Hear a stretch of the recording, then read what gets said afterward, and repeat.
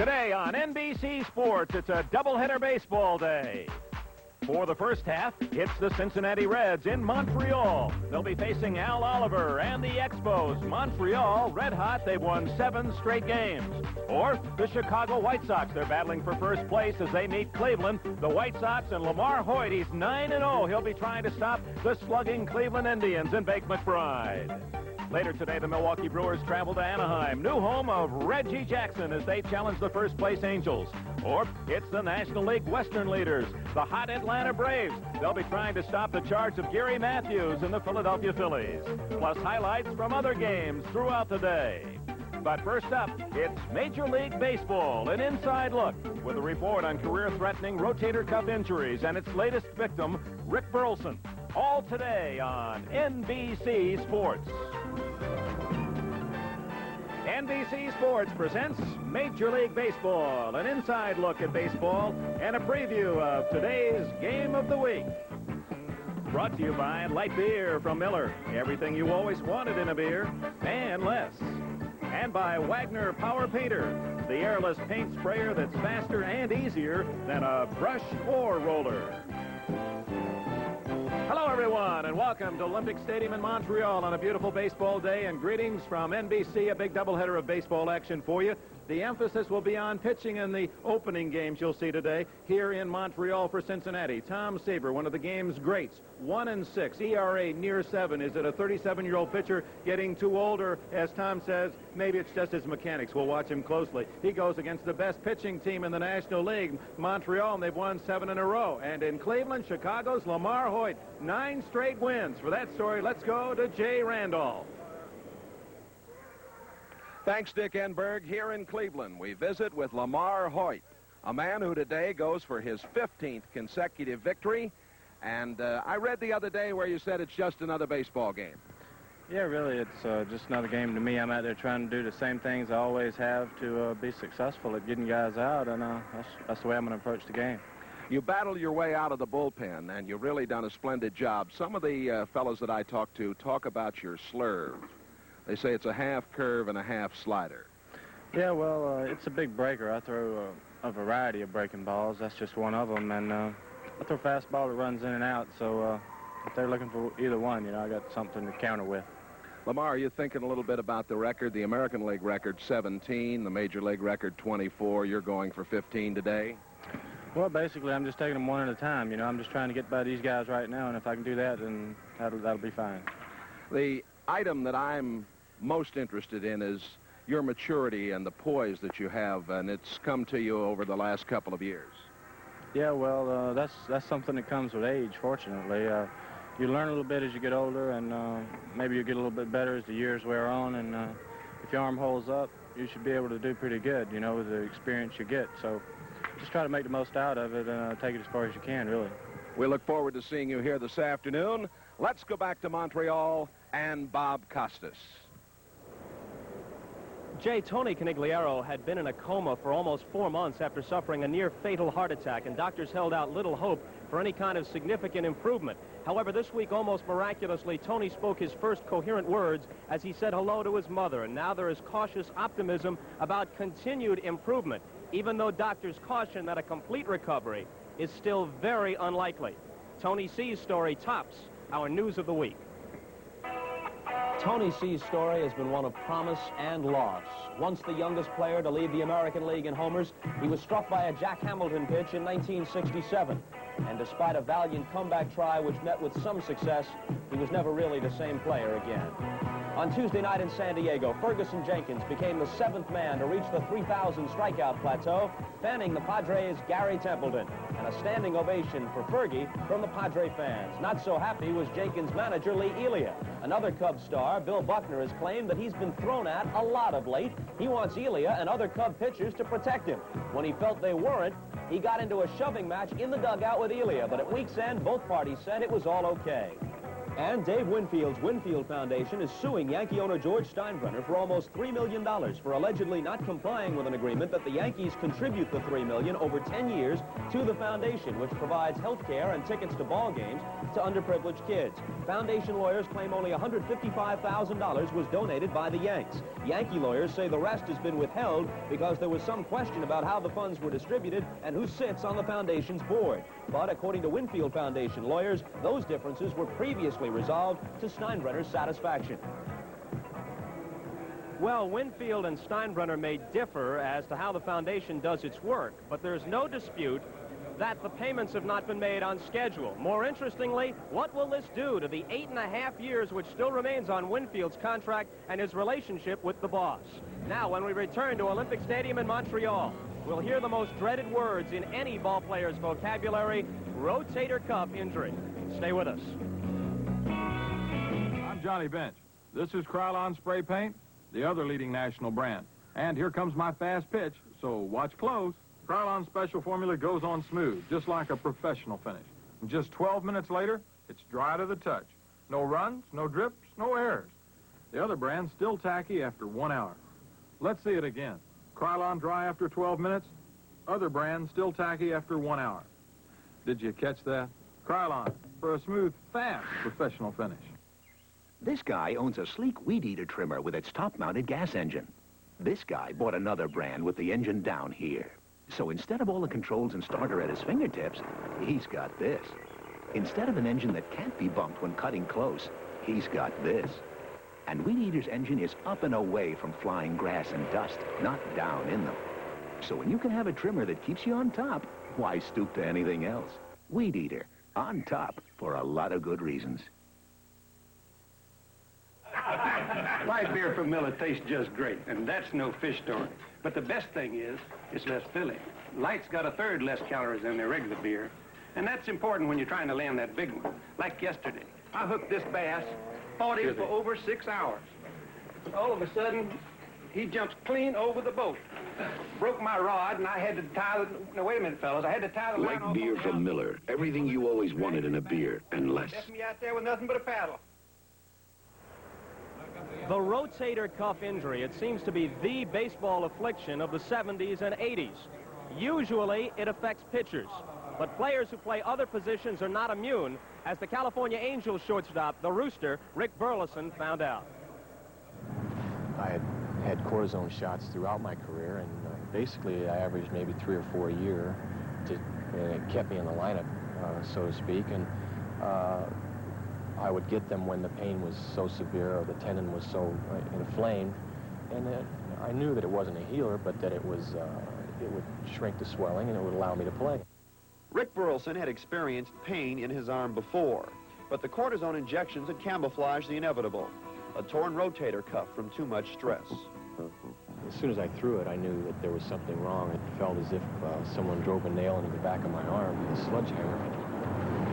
4 or 5 minutes later, when we had a double play ball, and I came across the bag and had to spin, and the throw sort of took me off towards the inside, that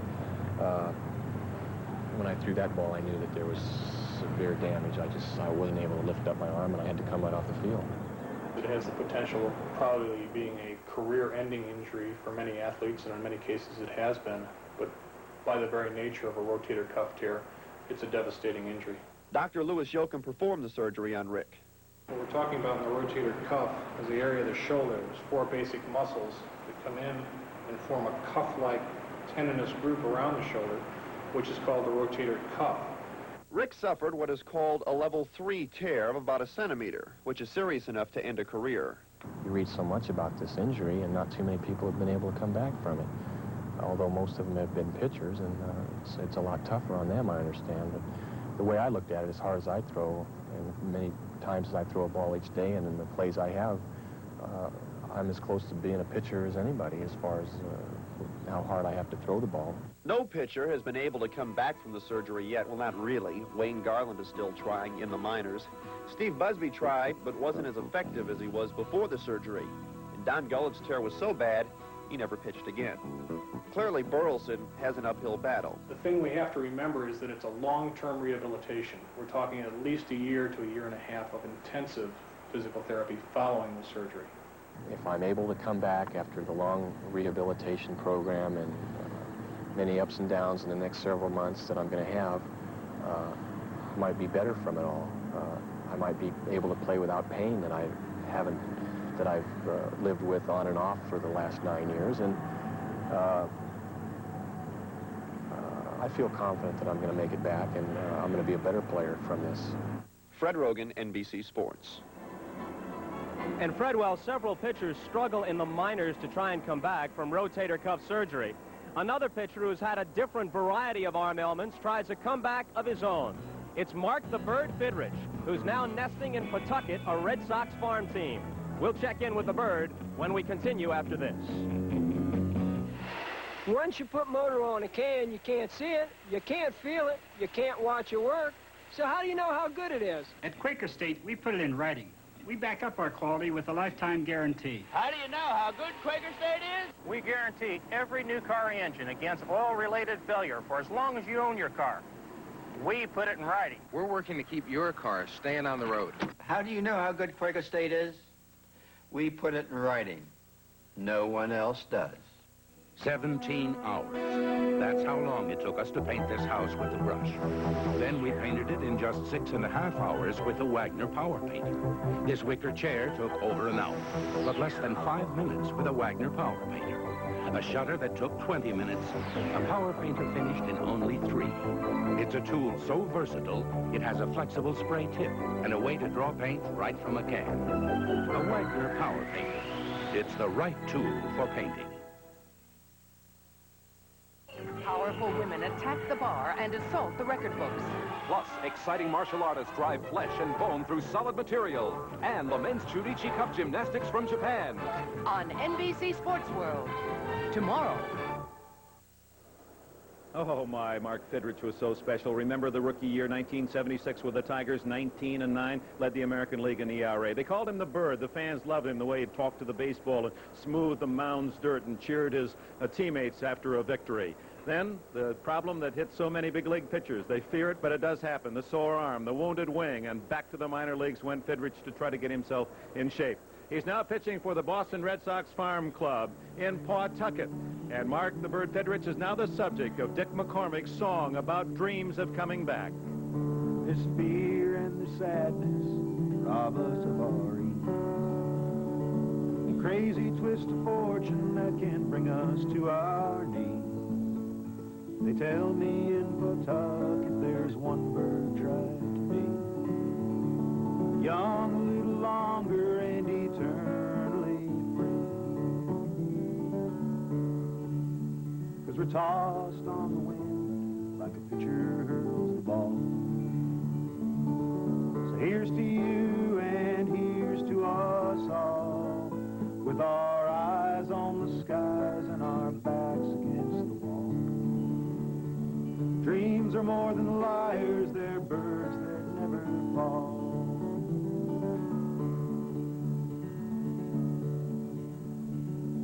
Here's to the proud ones, the eagles who know the light-headed heights, summers long ago. And here's to the brave ones who fall down and then rise up again and try again. 'Cause we're tossed on the wind like a pitcher hurls the ball. Here's to you and here's to us all, with our eyes on the skies and our backs against the wall. Dreams are more than liars, they're birds that never fall.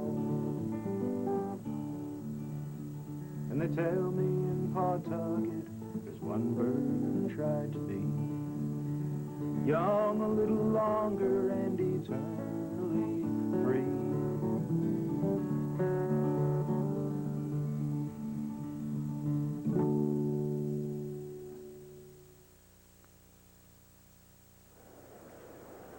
Poignant.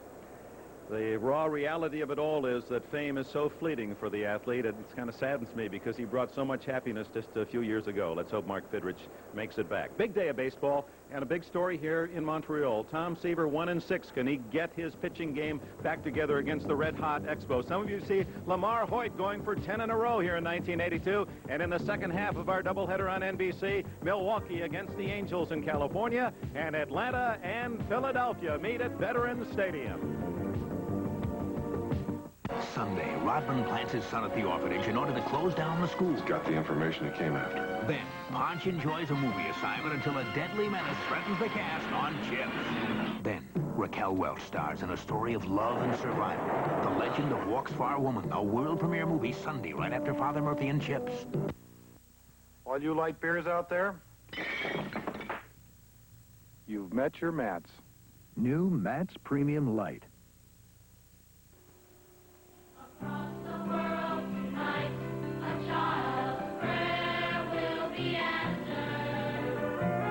You can bring the light of care to a child in need. Please send your check or money order to CARE, Box 570, New York 10156, or local care office.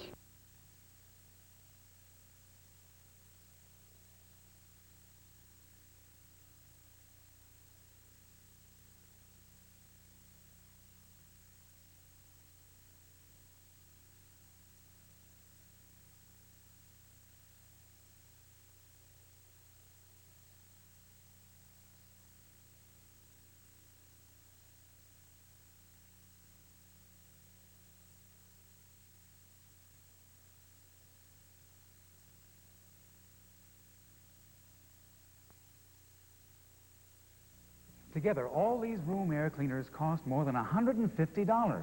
Norelco, Pollenex, Rushhampton, Remington, and Robeson. This is Clean Air by Ronco. Watch how the Ronco beats them all. All 5 against Ronco. After 3 minutes of removing smoke, Ronco wins easily. Over $150 worth of machines can't beat Clean Air by Ronco. Get the one that beats them all. Clean Air by Ronco.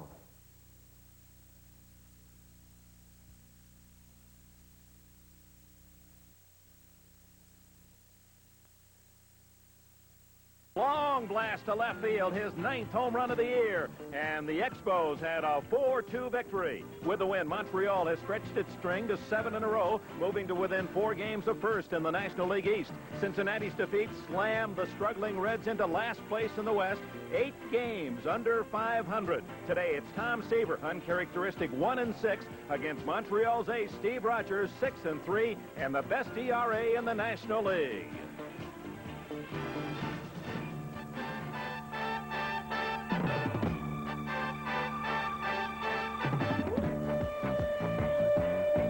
NBC Sports presents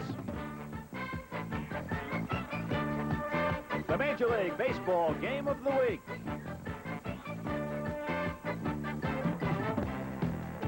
Today from Olympic Stadium, it's the Cincinnati Reds and the Montreal Expos. The Game of the Week is brought to you by Ford and your Ford dealer, who invite you to test drive the 1982 Ford cars and trucks. By Light Beer from Miller. Everything you always wanted in a beer, and less. By Gillette, makers of Atra and Just Whistle razors. Gillette's best shave for both of you. And by Goodyear for more good years in your car.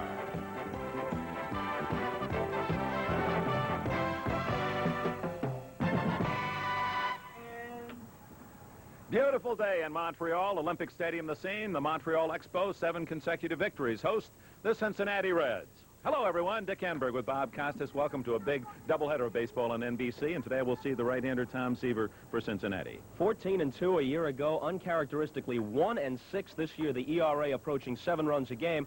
Tom, terrific, kind of symbolizes what's happened to the Reds early this season. 9 games back of Atlanta and in the basement in the National League West. After losing last night 4-2, and in contrast, the Expos send out their ace right-hander Steve Rogers. He's 6-3 and leads the National League pitchers in ERA. The Expos had a little bit of difficulty early. They had 16 different lineups in their first 33 games. Now they've settled on young Terry Francona behind the explosive Tim Raines in the number 2 spot, and they've won 7 in a row. Montreal making its move. Good pitching and timely hitting. They host the Cincinnati Reds today. Tom Seaver trying to win his 2nd game of the year. We'll be back with the starting lineups in just a moment.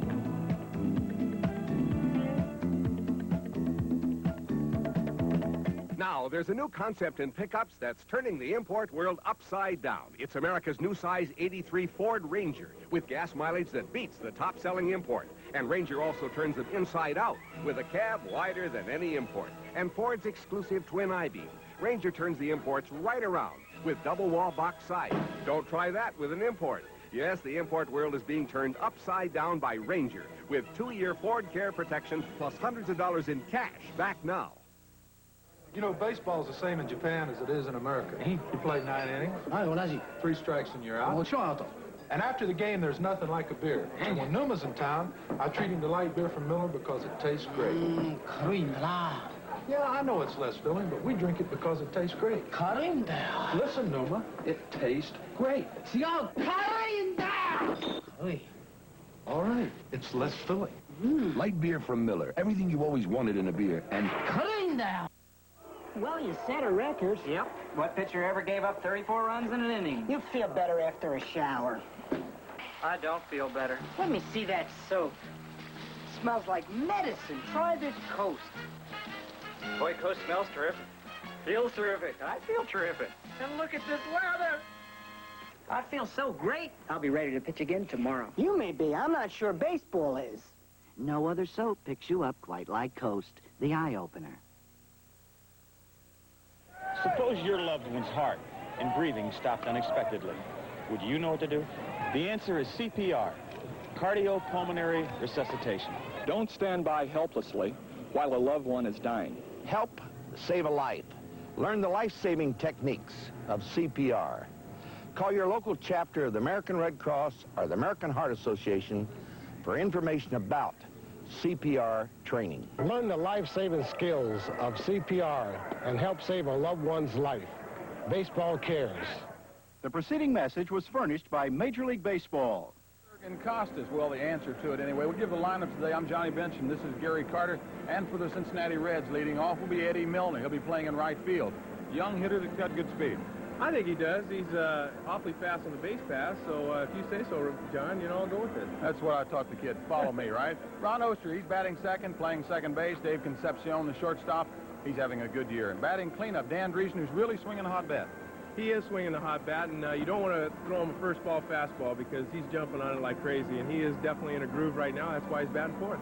Cesar Cedeno will be the fifth place hitter. He's playing in center field. The sixth place hitter is Larry Bittner in left field. I'm playing third. Batting You're seventh. Playing third. You got me there again. The other kid got hurt. Oh, you did? Yeah. Batting eighth. The catcher for today's game, Mike O'Barry, replacing Alex Trevino for today's game. And the pitcher, Tom Seaver. He's struggling. Well, he's struggling, but he's a premier pitcher. He's a veteran. He knows how to pitch, so I think he's due for a big one today. But, hey, we got to keep our streak going. Steve Rogers, the counterpart, 6-3. That brilliant 1.74 ERA is a couple of shutouts this year. He has the best earned run average of any starting pitcher in the National League. There are his numbers for the year. Young man from, well, not so young now, 32, out of Springfield, Missouri, and Tulsa University. Rogers remembered for one pitch that he threw back in October here in Olympic Stadium, Montreal, when he served up the home run to Rick Monday in relief in the deciding game of the National League playoffs, and the Dodgers went on to the series and the championship. Dick Enberg, Bob Costas, welcome to Montreal. There's the defensive alignment, Robert. Wallach at third and Spire at short, with Tim Raines having moved from left field to second base, one of many lineup changes this year for the Expos. Al Oliver, acquired in the trade just before the season started from Texas, is at first. Back of the plate, it's Gary Carter. And in the outfield, they'll go with Francona in left, Dawson in center, and Warren Cromartie in right. Eddie Milner, the speedy, lithe, left-handed hitting leadoff man, batting at .252. Lines it to the shortstop, Spire, with an ice cream cone catch. One away. Look at Spire as he smiles over at Wallach at third base. That was not that difficult a chance. It was hit hard, but Spire had a beat on it, and it almost escaped him. It's the kind of hitter Milner is. He'll go to the opposite field, not that much power, a line drive type hitter. One down. That ball was starting to sail, and Spire just did get the webbing on it. One out. Ron Oster hit his first home run of the year last evening and showed his power as he clubbed it to the opposite field. He slashes this one foul. Good crowd on hand at Olympic Stadium, 25 to 30,000 range. And singing Valderie Valdera before the first pitch must have brought back memories of that playoff series which you broadcast last year. That's right, Bob. And the Expos were happy wanderers. They won 6 in a row on that road trip and put their act in order. They've been brilliant at home through the last several seasons, but not this year. They were 4-10 on their last homestand, and there were a lot of grumbling. Then they went out and won all 6 road games, and it's a whole different environment. The championship gonfalon, or at least the mini championship, Oster hits that one foul, same spot, and the count remains 0-2. Prior to this year, Dick, as you mentioned, in the last 3 seasons, the Expos have played .680 baseball at home. And just 9-13 coming into this game. So they're making their move, and they figure to play much better at home, and they're only 4 games out of first. Again, fouled back. Oster, Cincinnati product. Idolized Pete Rose, switch hitter, like his idol. He's built himself up using a Nautilus program, added 20 pounds in the last couple of years, and he showed that power last evening. Rogers guns the fastball by him. There's 2 gone. Oster not the kind of hitter who strikes out frequently, but Rogers sends him down swinging. Looked as if he might have gone after ball 1. Now you'll watch Rogers. He examines the baseball, tries to find the seam that he likes, sets it in his glove, and then he knows exactly where it is. We're going to talk about the baseball and the fact that, as Lamar Hoyt has said, that there is no perfect baseball. Everything you get has either a lump in it or a stitch out of line or something that you can use as a pitcher to your benefit. There's a ball that Rogers didn't like, and we'll make an exchange. And usually it means that the ball does not have high seams. Pitchers basically want a ball with the seams up. It gives them a better grip, especially on the breaking balls. And if Rogers, and we talked about him about this with him before the game, if Rogers gets a ball that doesn't have that high seam, then he'll fire it back.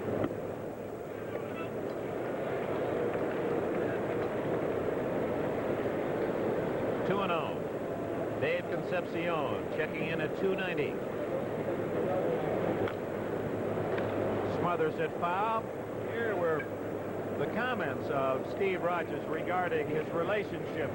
What used to be the horse eye. I'm always looking at the baseball, feeling it, touching it. You got to. That's how I make my living. But one thing I found is the inconsistency in the seams.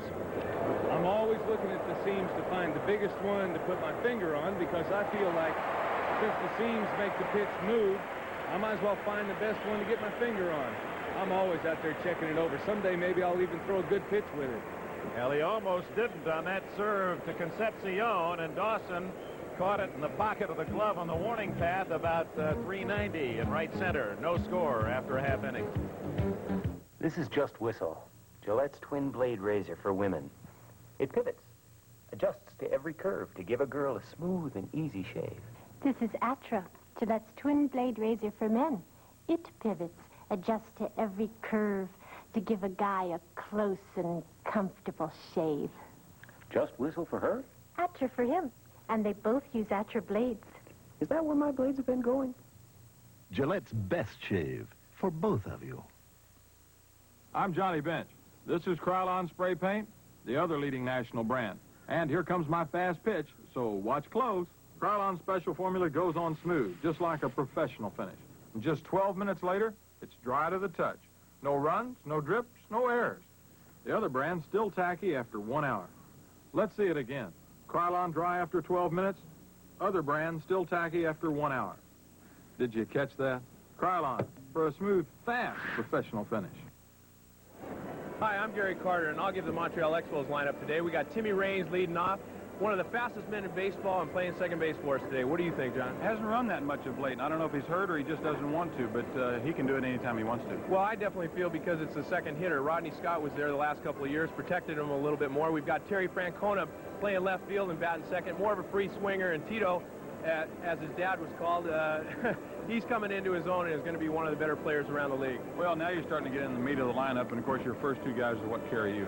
And Andre Dawson, to me, is one of the best outfielders in the major leagues today, one of the best players in the major leagues. He can do it all, and he may be the MVP. Yes, definitely. Al Oliver playing first base.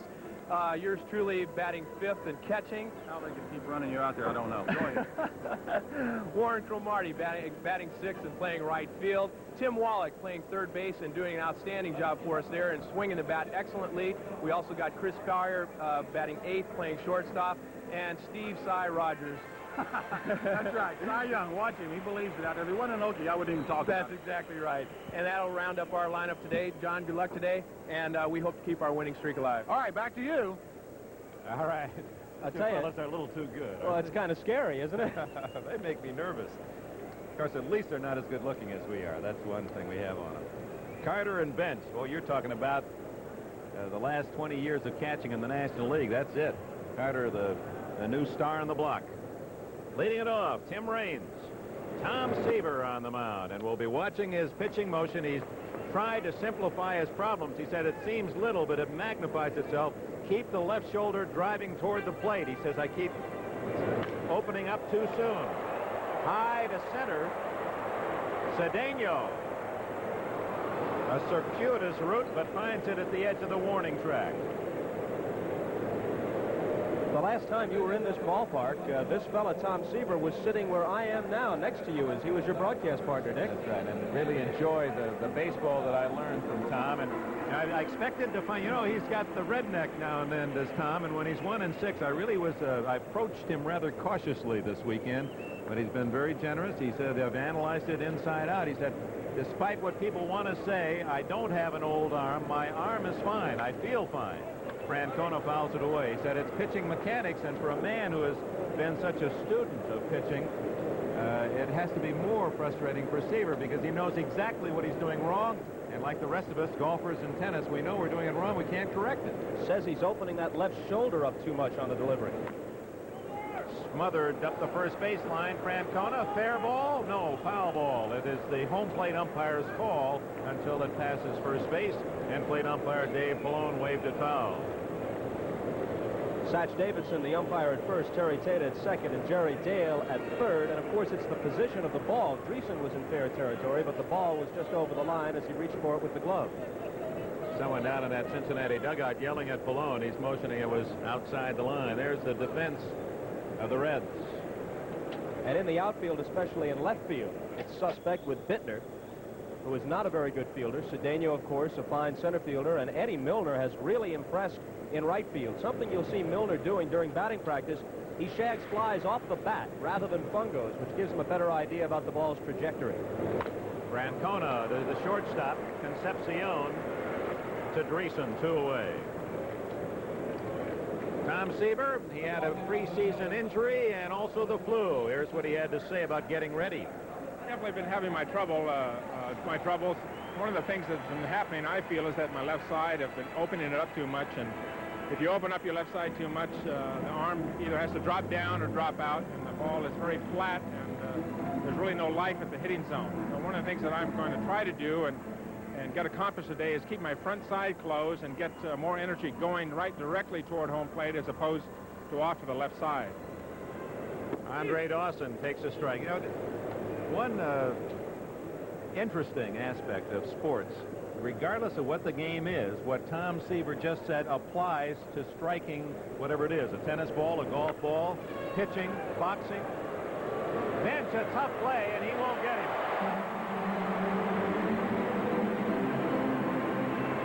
Nonetheless, instructive, Dick, about how well Johnny Bench has adapted to play at third base. He had little chance to get Dawson, who runs extremely well, and yet he handles this ball barehanded and cleanly.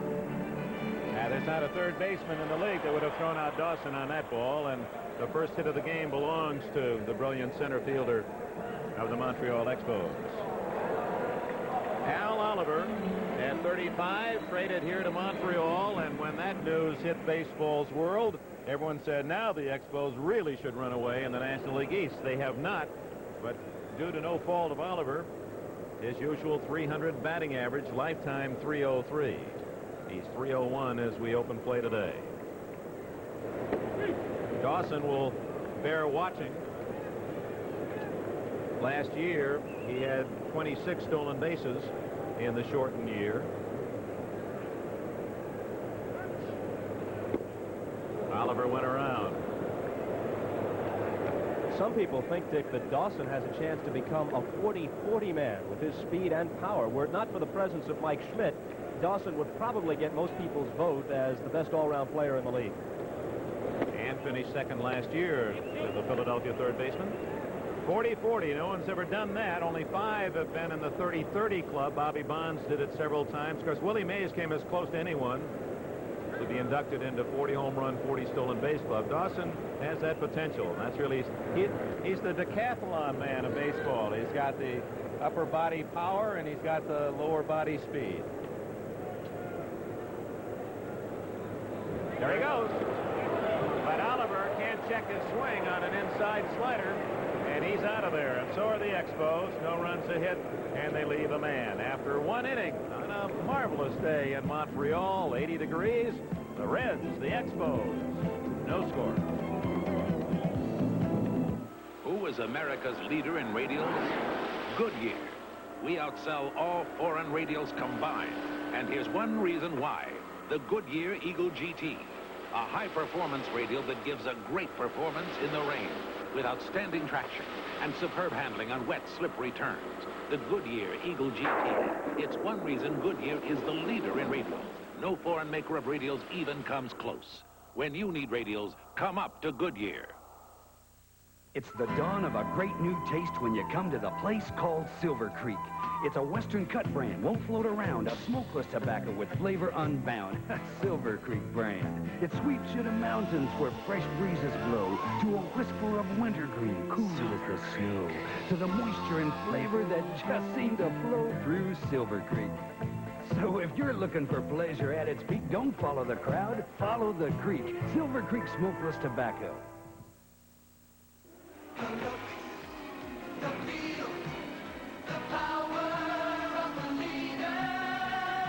Daytona 82.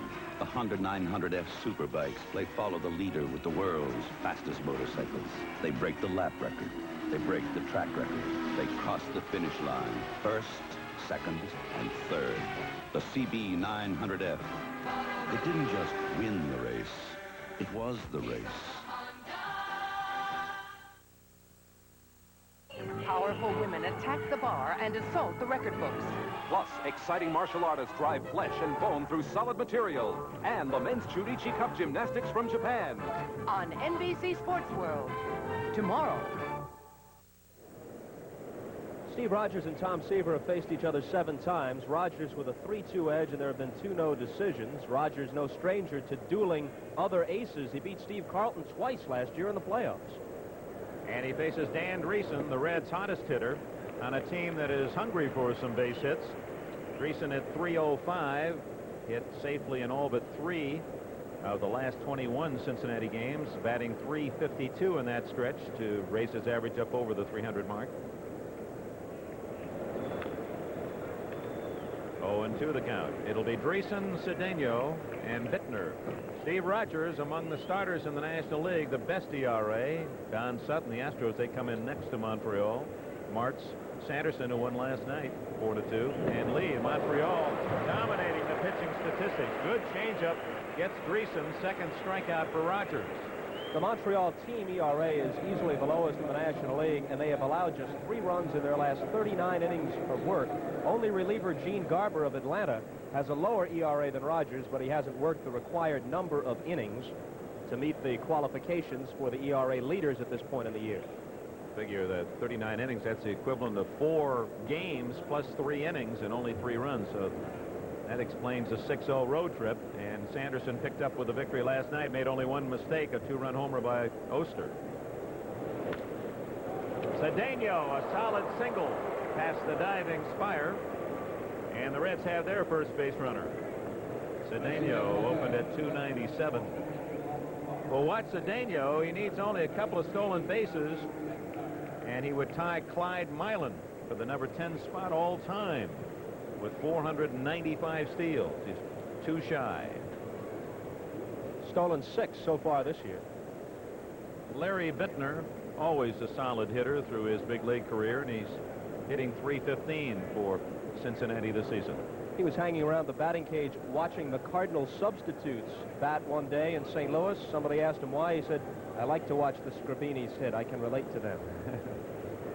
Played for the Washington Senators initially. Ted Williams was very high on him. The thumper was the skipper of the Senators at the time. Wonder if Ted's watching today. I bet you he's out fishing down there in the Keys.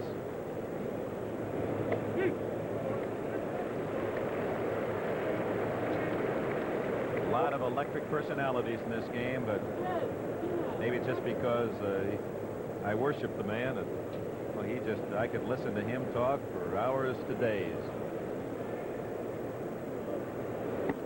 Did you ever see that chart that he put together? An entire strike zone filled with baseballs in every possible location, and he had them marked in the sweet spot 400, a little bit off the sweet spot 350. If you make me hit it low and outside, I'm going to hit 230. And the basic idea was wait for your pitch. Make them throw you your pitch. That was the message he gave all the young hitters. Some of them listened. There goes the runner. Pitch out by Carter.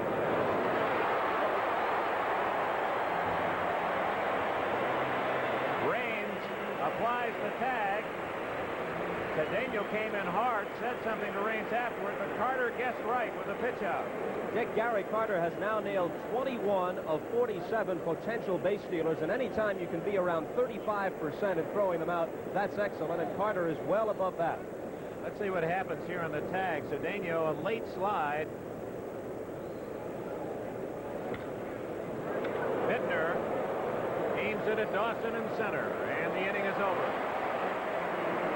No runs, a hit.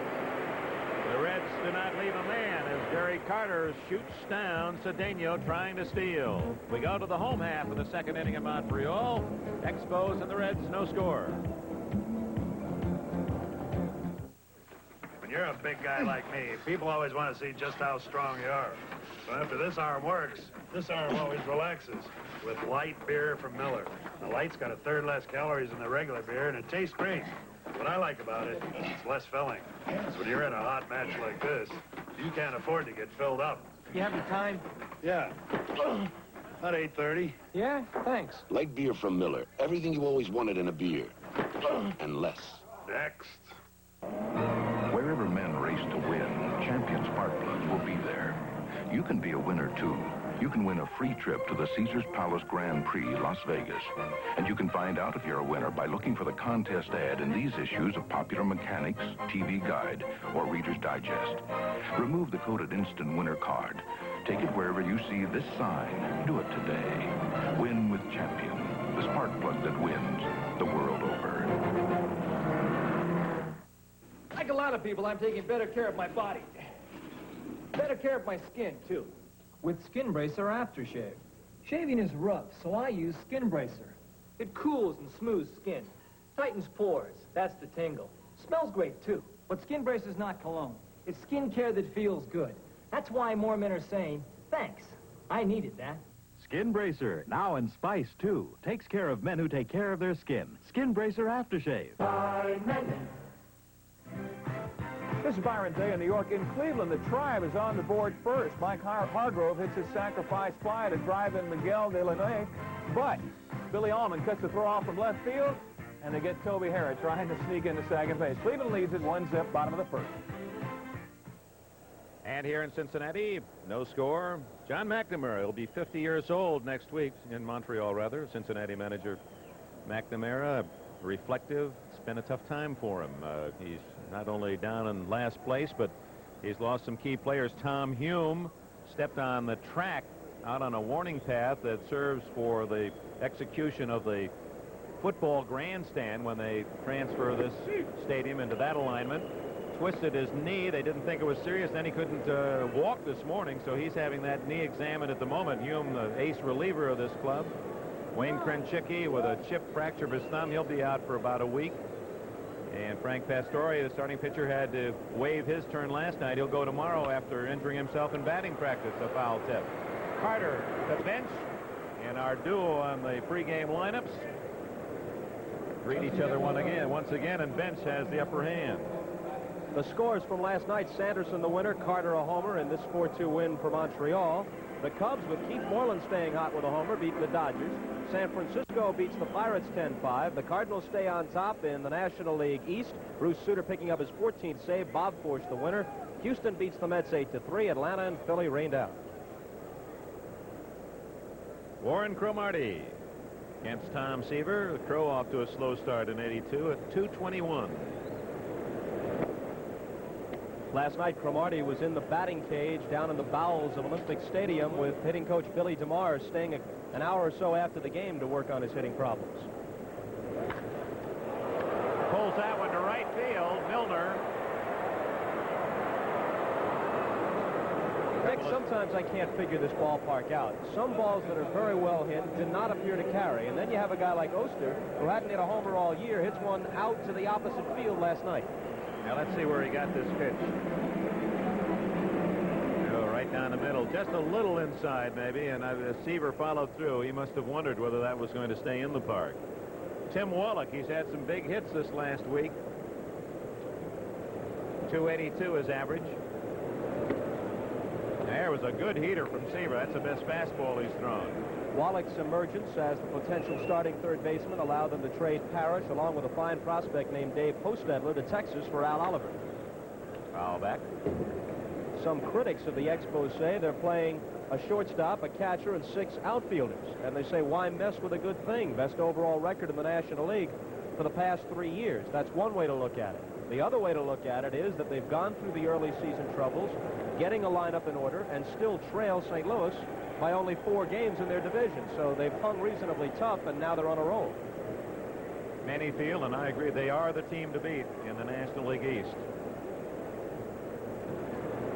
And this week, Charlie Lee and David Palmer both coming up with big pitching performances and victories on the road. And if they can live up to that kind of expectation, that's a rugged staff you have to face in Montreal. Charlie Lee retired 26 batters after yielding a first-inning single in a game at Houston.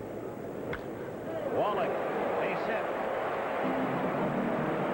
Even with the outfield playing deep, they can't cut it off, and Wallach has it up. Perfect illustration of how AstroTurf has changed the game. That is a single on natural grass, but it just scoots on this carpet here in Montreal, and most National League fields are artificial surface fields. There are more natural surface ballparks in the American League, and Wallach gets a 2-base hit. Came in tight on him, but he wasn't able to get it by him. Tom Seaver readily admits that he is no longer the power pitcher that he once was. But up until his difficulties of this year, he's been able to finesse hitters, still come with the occasional heater, and be an effective pitcher. If we can save that replay and show it again, just to see the follow-through of Seaver and why a little thing, it almost becomes an arithmetic problem. It grows and grows on you. The follow-through of Seaver, he was actually back on his heels and almost in a squatting position, not driving toward the plate and ready up on the balls of his feet. He was back. Watch Seaver as he makes the pitch, the follow-through, where he winds up. Now, he's concentrating so hard and staying in tight within himself. Look at his position. He wasn't driving forward. He was back awkwardly on his heels. 2-out double by Wallach, and Spire flares it foul. It's 1-1. Dick Spire is at 192. He has dipped beneath the Mendoza line, as the ball players refer to it. Wait a minute, the Mendoza line. Yes, named affectionately for Mario Mendoza, weak-hitting infielder. Tom Paciorek laid that nickname on him when they were teammates at Seattle, and any ball player who is beneath 200 has crossed the Mendoza line, as unfortunately for Spire, he has. Mendoza line. Well, had a couple of hits last night. Breaking ball away, 2-1. Let's look at this pitch. Watch the left shoulder now. He kept it in there pretty well that time.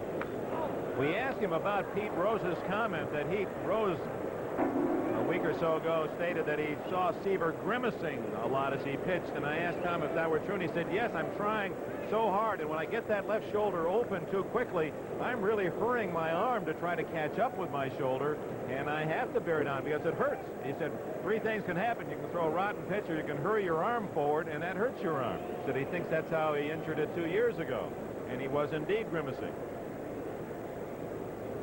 2-2 pitch. Got him on the edge. That's the Tom Seaver pitch. His second strikeout. Wallach's two-out double is wasted by the Expos as he is left at second base, and we go to the third of a scoreless game. We'll be back after these messages from your local station. Saturday, Stella becomes the mayor's assistant and turns the tables on Harper Valley. Then it's double trouble when Grants has two ladies on the same day. And the Mandrells welcome Donny Osmond. I really need a new copier. I wonder which one I should get. Rico. What? Pay attention. This is the Rico plain paper copier. Right. Rico copiers are designed for optimum performance and flexibility. They deliver work-saving features that make Rico the leader in the industry. Thanks. Find Rico copiers at Applied Graphics, serving Vermont and New York. Rico copiers, we respond. I'm E.G. Marshall. I've played many different roles in my career, in the theater, movies, television, radio. You know, an actor has to be versatile, be able to perform in a variety of situations. And versatility is a hallmark of Albany Savings Bank as well. Whatever services you need, now accounts, Savings Bank life insurance, high-interest savings, retirement programs, Albany Savings Bank gets star billing. They're the Savings People Bank, committed to you. Steel is cutting the cost of cutting brush and weeds. Now get an accessory kit worth up to $47 free when you buy a Steel brush cutter this spring. Blaze through weeds and grass with a brush cutter so strong, it makes cutting even thick brush a snap. So well made, it's rated to last twice as long as the competition. So get a Steel brush cutter, and for a limited time, get a free accessory kit from Steel, makers of the world's largest selling chainsaw, now at the following Steel dealers.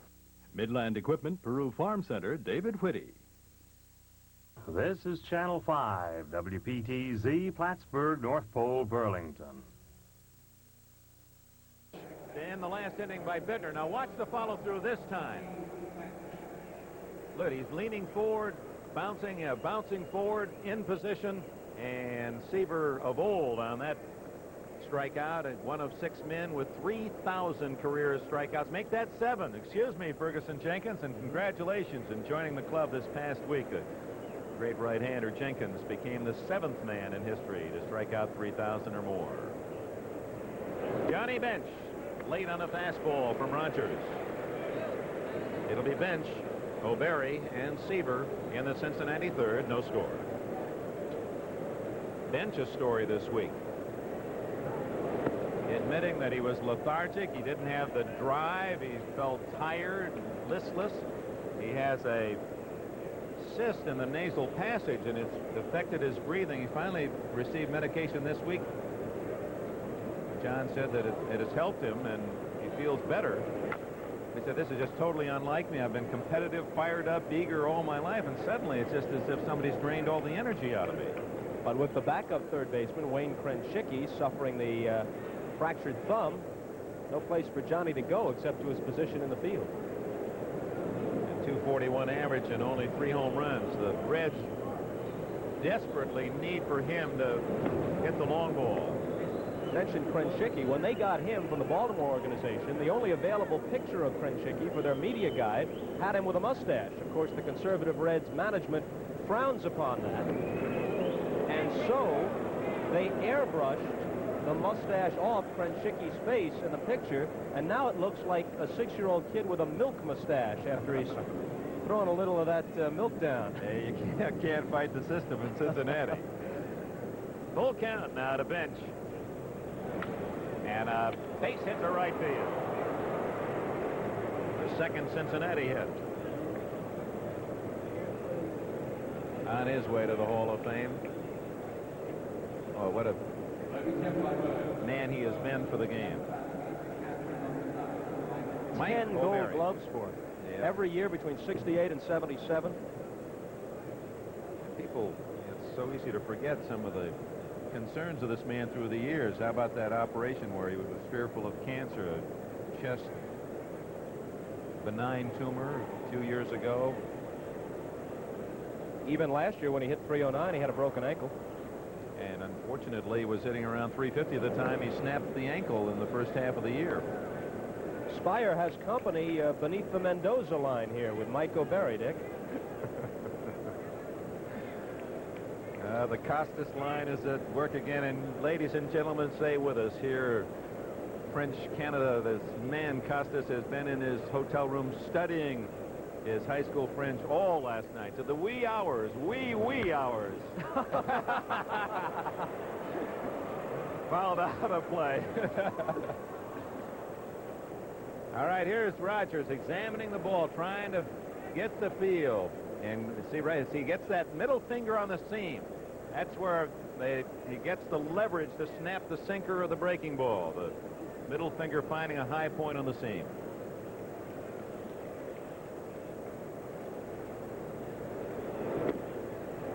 O'Berry, count 1 and 2. I'm still working on my English. I was studying hard all last night as well, so I'm anxious to hear some of the phrases that you'll be helping us with as we understand the game bilingually today from Montreal.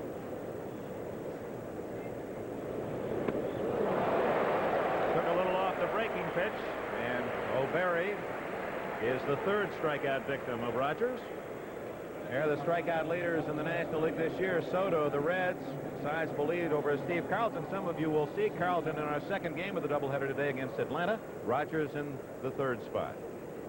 Hard to imagine, looking at Rogers, that he's never won more than 17 games in a season. That happened back in 1977, and in fact only recently went over 500 for his career. It seemed like if there was any pitcher in the majors who was always losing tough luck, low-run games, it was him. Hit and run as Seaver singles to right, and Bench will go to third base.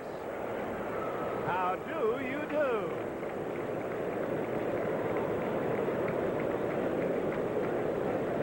Seaver executes the hit and run. Just drives it through the right side, and Bench at third with one away.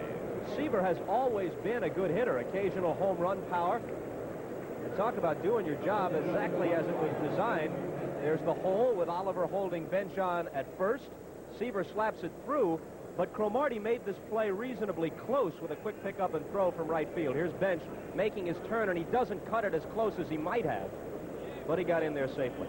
And you saw that the first baseman, Oliver, expecting the bunt. He was charging toward the plate, so that opened up the right side all the more, and Seaver took advantage. So the Reds with a chance to score. Top of the third inning, runners at the corners. The former battery of Seaver and Bench. And Milner, who lined to short, the batter.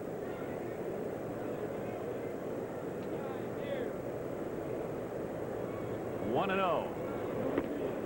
Upstairs 2-0. You saw Milner's low batting average against the Expos, but he has company. Montreal is 4-0 this year against the Reds. Shut them out once and held them to 2 runs the other 3 times. There are going to be a lot of lean averages against this Expo staff this season. Here's the hitter's pitch, 2-0. Hits it to Dawson. That won't get the run in. And Bench is forced to hold at third. Rather nonchalant cutoff attempt by Cromartie, by Oliver, standing at the pitcher's mound, and that ball almost got away. It skipped up in the air. Oliver, as great a hitter as he has been through the years, is not a defensive stalwart, and he has had some problems defensively at first base this year for Montreal. Let's pause briefly for station identification. This is the NBC Television Network. This is Channel 5, WPTZ, Plattsburgh, North Pole, Burlington. Dick Enberg, Bob Costas in Montreal. The first of our doubleheader on NBC today. No score, top of the third inning. The Reds with the first serious chance, but Milner unable to get the run in from third on a fly ball. Now 2 away. Bench at third, Seaver at first. Ron Oster, the batter. He struck out swinging his first time facing the ace right-hander of Montreal, Steve Rogers. And Oster, until last night, did not have a hit against the Expos, but hit a 2-run home run.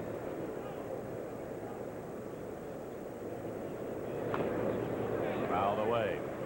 From the left side, Oster at 269 this year. Been a better hitter right-handed at 292.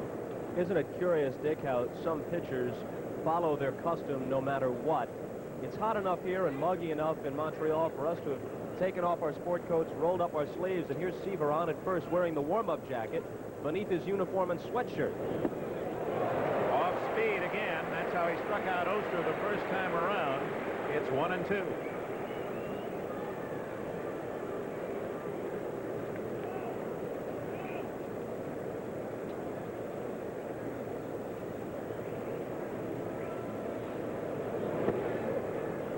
a purpose pitch as he drives Oster off the plate. 2 balls, 2 strikes, 2 out. Bench at third. Seaver at first, top of the third. No score in Montreal. I believe I said a moment ago wearing the jacket beneath his uniform, which would be quite a trick. Obviously, it's over it. There's that off-speed breaking ball, and Oster chased a bad pitch. Rogers works out of the third with a couple of key strikeouts. No runs, 2 hits, and 2 left. Middle of the third, no score. Nobody protects you like the cavalry can, the Kemper Cavalry. We're the outfit that has first accident forgiveness in auto insurance. We pioneered full replacement value in homeowners insurance. Call out the cavalry. Once you compare Kemper, you'll ride with us. And watch me, Craig Stadler, along with Nicholas Weiskopf and other top pros at the Kemper Open, live from Congressional, June 5th and 6th. 17 hours. That's how long it took us to paint this house with the brush. Then we painted it in just 6.5 hours with the Wagner Power Painter. This wicker chair took over an hour, but less than 5 minutes with a Wagner Power Painter. A shutter that took 20 minutes, a Power Painter finished in only 3. It's a tool so versatile, it has a flexible spray tip and a way to draw paint right from a can. A Wagner Power Painter. It's the right tool for painting. You will find many things in the Arizona desert. What you will not find is mercy. This is where Ford tested the acceleration of Mustang GT against Camaro Z28. Mustang GT's 5-liter high-output engine and performance suspension blew Camaro right into the shadows in 7.3 seconds. And Mustang GT became the dominant species. From a place where few survive, the boss is back. Don't miss the very best in baseball. The Giants slide into Chicago to try to catch the red-hot Cubbies. Or the Mariners sail east to tangle with the Tigers on NBC Sports next Saturday.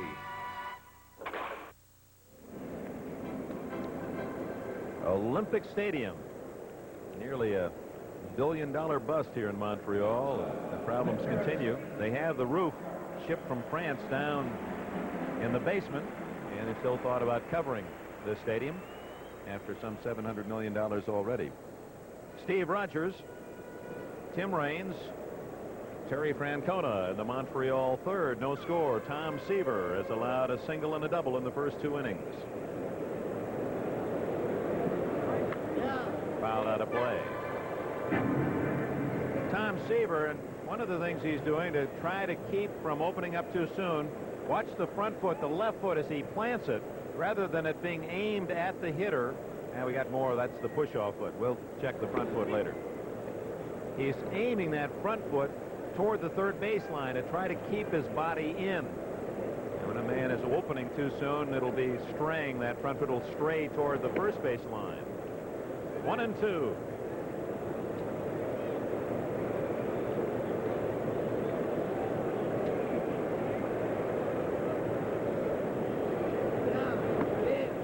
And for Tom Seaver, his third strikeout. Interesting test for Seaver as he works against the bottom of the order, the people he should be overpowering, the Slyers and the Rogers. He has overpowered. He's been overpowering in his career as a winning pitcher, Tom Seaver. Talk about the Hall of Fame. They've got a spot reserved for this right-hander.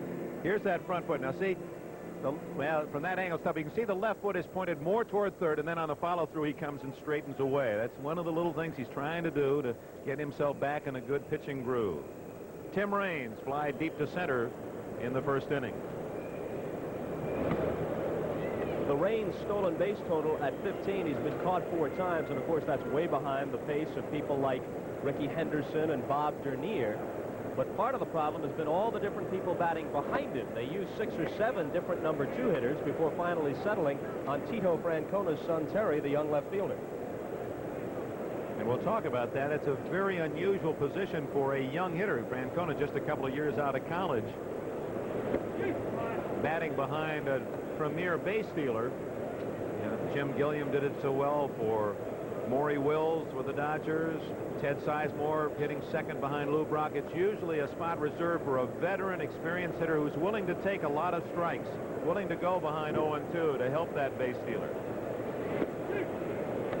2-2 the count. Through 42 games in 1981, Raines had stolen 40 bases. 15 steals this year in 42 games. And he's hitting at .299 starting today, so he's been on base. Not this time. Dreesen takes it himself. 2 out. Francona the hitter. Now let's look at Seaver on this delivery. And as any good pitcher should, ball hit to his left side. He's over there to cover first if needed. That seems so fundamental, and yet so frequently you see pitchers fail to do it, or it dawns on them a bit too late, opens the gates for a big inning. Especially with Raines. Oh, look at that one from Seaver. But Francona really waited on this changeup. He hitched his swing, wasn't fooled, and then leveled on it. That's almost a semi-blooper from Seaver. He really lollipopped it up there. Look at it again. But watch Francona's reaction, Dick. Here it comes. Almost like the old Steve Hamilton Folly floater. Or La Lave, which is thrown more recently by Dave LaRoche of the Yankees. Not quite the Rip Sewell Eephus ball of days gone by, but an extreme changeup, and Francona waited on it masterfully and lined it up the middle. Francona with a smile, and that's not exactly where Seaver wanted the pitch, but he's at least shown it. It's something to give the hitters to digest for the rest of the game. Andre Dawson, Baltimore chop single in the first. Flies it foul, back of first. Dreesen has a play. A pop-up, or as they say in Montreal, the Bibi Chantel. Let's run that by me again. La Bibi Chantel. Oh, and I love you too. And after 3, there's no score in Montreal. There is just one place where you can go from high school to flight school. The Army. All that you can be. Oh, yeah. Keep on reaching.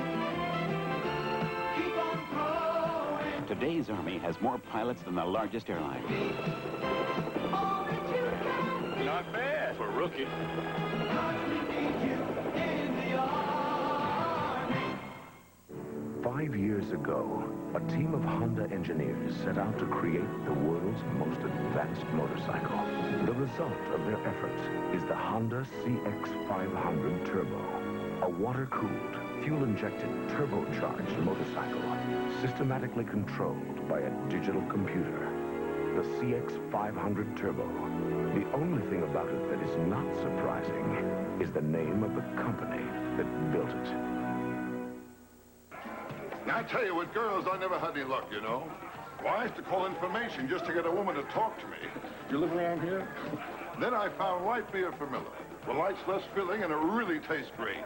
Now, I'll tell you, since I discovered light beer, women are always talking to me, you know. Hi. You come here often? Get lost. See what I mean? Light beer from Miller. Everything you always wanted in a beer, and less. I tell you, she's crazy about me. Tuesday. Maverick's big con to save the town gets a little out of hand. It was part of your plan to keep Sweetwater standing, wasn't it? If it didn't look real, it wouldn't work. Last night in the American League, the Angels got a home run in the 8th from Baylor to move into first place. Toronto, Baltimore rained out. Cleveland beat Chicago 5-2. The Indians have won 5 in a row. Let's go on to the business here in Montreal. Top of the 4th inning. Getting the rest of the scores, and the action here is Bob Costas. Dennis Eckersley was the winner in that Boston victory over Seattle, and in the Yankee win against Minnesota, Gossage beat his old relief buddy Davis. Dave Concepcion to be followed by Dan Dreesen and Cesar Cedeno, the heart of the Reds order. Their batting averages are very respectable indeed, but their home run and RBI totals are not what John McNamara had hoped for at this stage of the season, and Rogers throws the changeup, which Concepcion fouls off. They said this guy was skating on thin ice before they won 6 straight on that road trip. Jim Fanning had been a front office man, hadn't been in uniform in almost 20 years before they brought him back to replace Dick Williams last September. Concepcion. Raines making the play, but then he throws high. Carter backing it up. Prevents any further advance. Boy, an alert play by Carter backing it up. And Concepcion took a turn towards second. Had Oliver been alert, it appeared that the first base umpire, Davidson, would have called Concepcion out on the tag. Throwing error by Raines after making the brilliant stop. Here it is again. Watch Carter. Perfect position. Now, Concepcion, does he take the turn towards second? Well, our camera doesn't follow it, but Carter alertly had that ball right back to Oliver. And you see, Concepcion, he knew he was in trouble. He made the dive back to the bag. Something you saw on that throw by Raines, he threw it over the top like an outfielder instead of the more sidearm motion that an infielder usually uses. Steve Boros, one of the Expo coaches, has been working with Raines, trying to get him acclimated. Concepcion going, and here's the throw into center field by Carter, but Concepcion will go no further. So no error on the play, and just credit a stolen base for Concepcion as Dreesen swung at a bad pitch to try and protect him. And for Dave Concepcion, the stolen base, he had a terrific jump. I'm not sure that Carter would have gotten him with a perfect throw. Fourth stolen base this year for Concepcion. So he's in scoring position with nobody out. Last inning, Reds had runners at the corners with one down and got nothing out of it. Let's see if Dreesen can pull the ball down to get Concepcion to third. Dreesen came in hitting .305 with 5 homers and 21 ribbies. Trying to pull it. Now he's behind on the count, 0-2, and will have to protect the plate. A lot of lineup changes for the Reds this year. Bench out from behind the plate to third. Trevino acquired in the Foster deal back of the plate. An entirely new outfield. Only Concepcion at short, Oster at second, and Dreesen at first. Just 3 regulars return in the same spot as they played in 1981. And you have off play. You have a good stand on that, too. The 6 men at a different position than last year. The Reds had the best record overall in the National League. And what was that? No team has won a division title or a pennant of any kind in the major leagues, returning as few as 3 regulars from the year before since 1946. And that, of course, was after the war. Now let's see if Concepcion wants to tag. So Marty makes a running catch, Willie Mays fashion, and it wound up too shallow. So Concepcion holds at second with 1 out. We'll be back with Cesar Cedeno's at-bat, but first let's check with Byron Day in New York.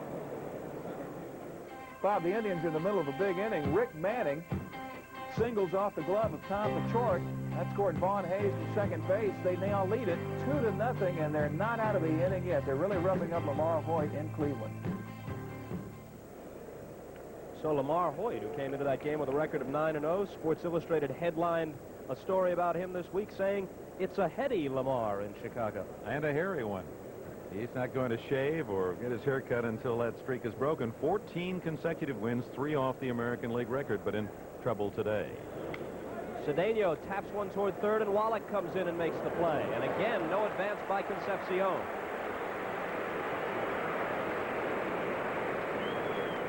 It has to be said because so many people in baseball are talking about it, and pitchers in the National League. They feel that George Foster's absence from this Cincinnati Red lineup is the one biggest difference. They feel now the lineup can be pitched to with fastballs. But when Foster was there, just his presence, you knew he was coming up, made it a different game. And the Reds desperately need that one swing, 3 runs that Foster gave them, or at least the threat thereof. They don't have it this year and have not shown it. Of course, up to this point, Foster with the Mets and Griffey and Collins with the Yankees, all former Reds, they have all struggled. Bittner lashes one into left field, but Francona has a beat on it and runs it down. So Concepcion with an infield hit and a stolen base, but he's stranded at second as Dreesen, Cedeno, and Bittner couldn't bring him home. We've gone through 3.5 in Montreal. No score.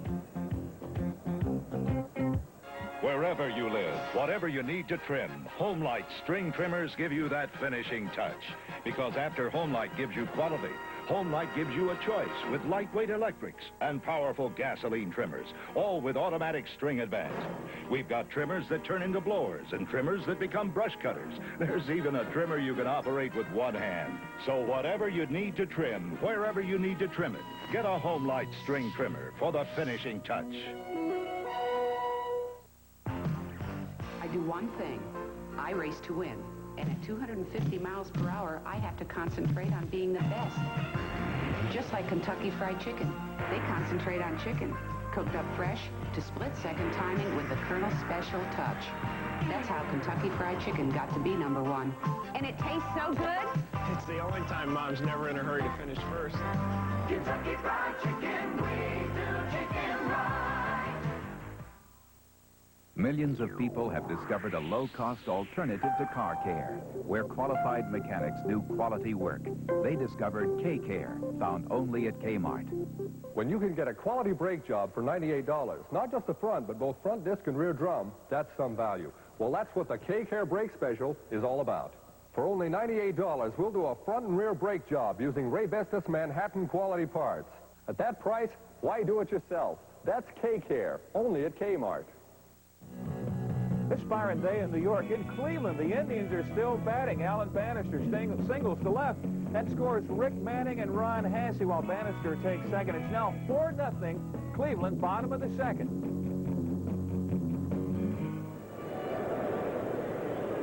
Jim Fanning involved in a bit of a ruckus a while back with Bill Lee.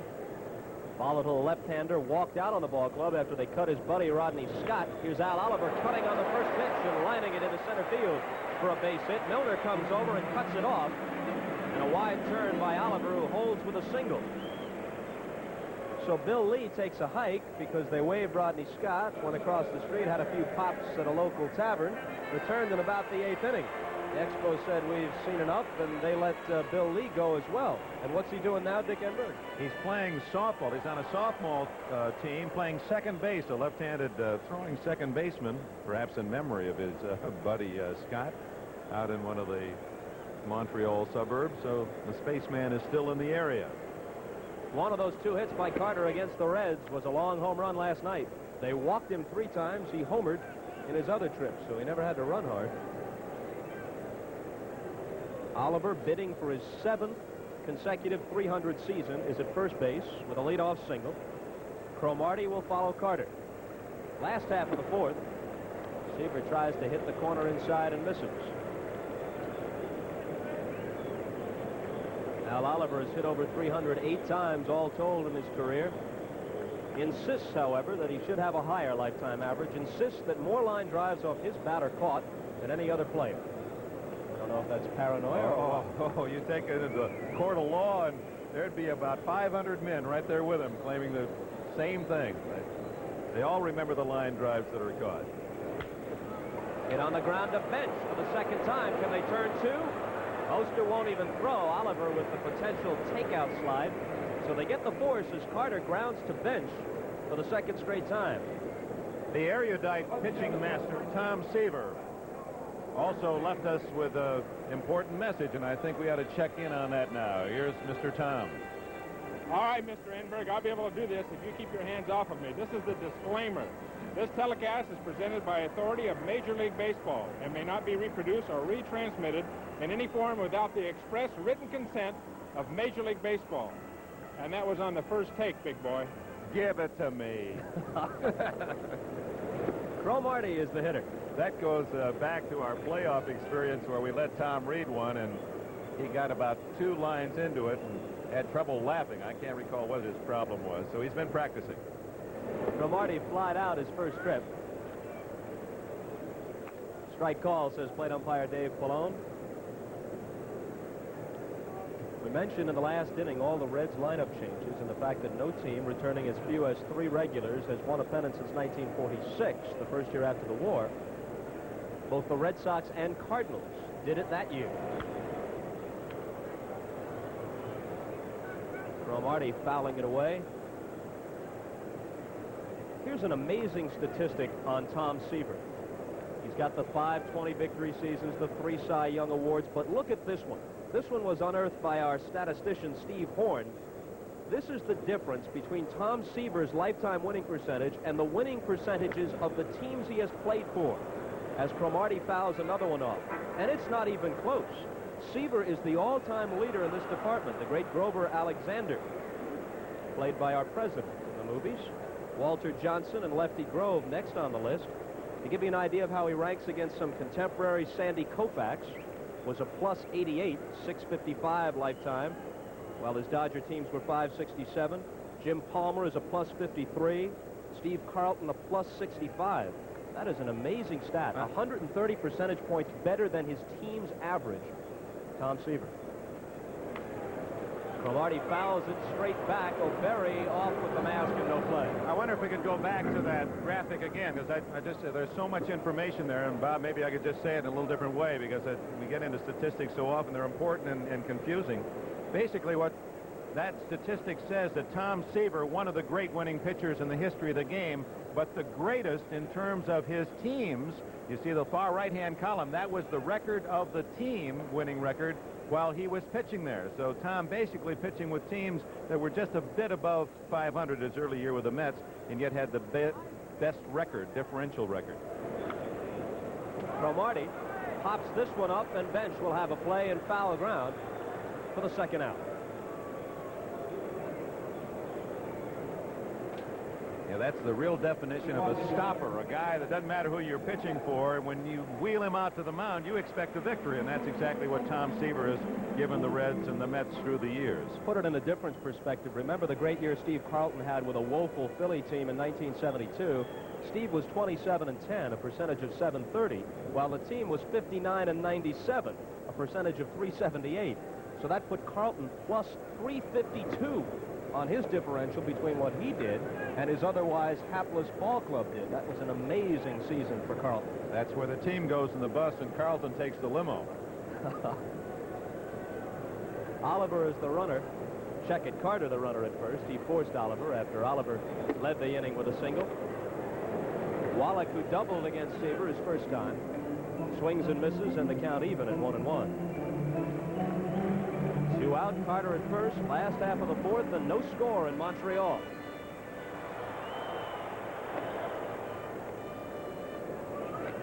Seaver missing up and in. It's 2-1. Bob, a reminder that we'll be picking our most valuable player. Announce that later in the game. And the respective pitchers, Rogers and Seaver, making their bids, at least in the early innings, for that honor.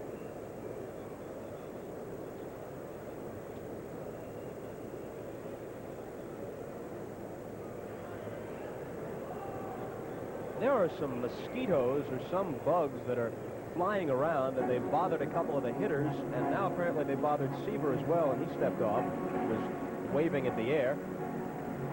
You see how he can look at that back foot. Look at all the mud and dirt on that right instep. He really gets down and drags that foot. Hit foul by Wallach. The count 2-2.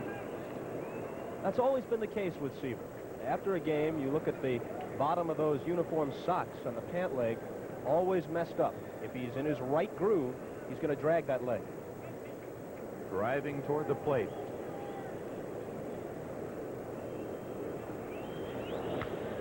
Wallach hits it in the air to center field, and Cedeno, almost in his tracks, makes the catch for the third out.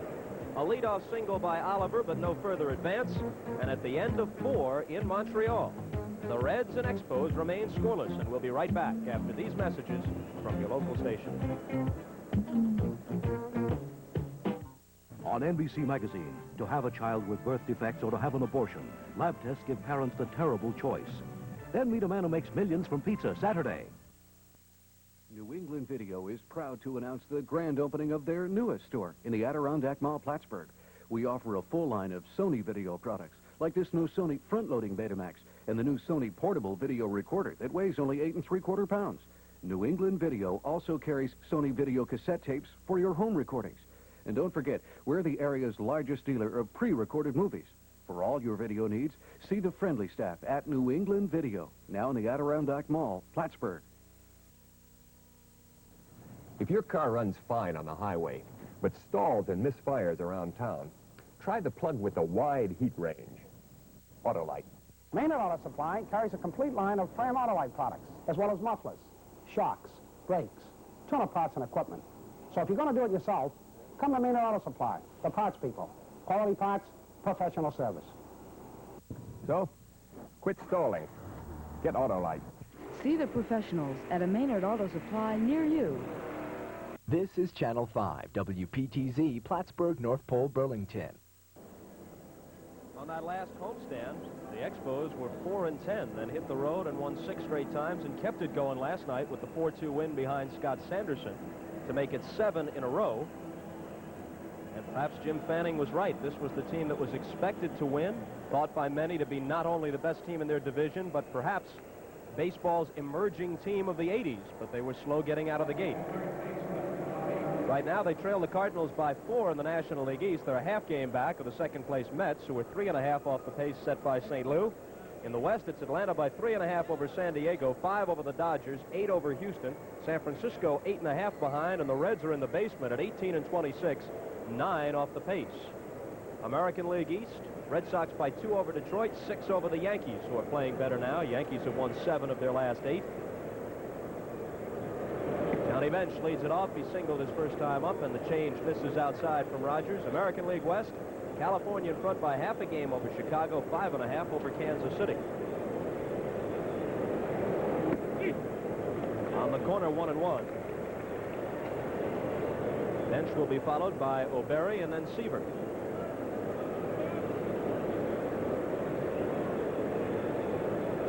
A couple of weeks ago, we had the Reds on our game of the week. They fell behind 12-0 at Pittsburgh, rallied back before losing 12-9. Wallach has to come in quickly and throw, and he gets Johnny Bench.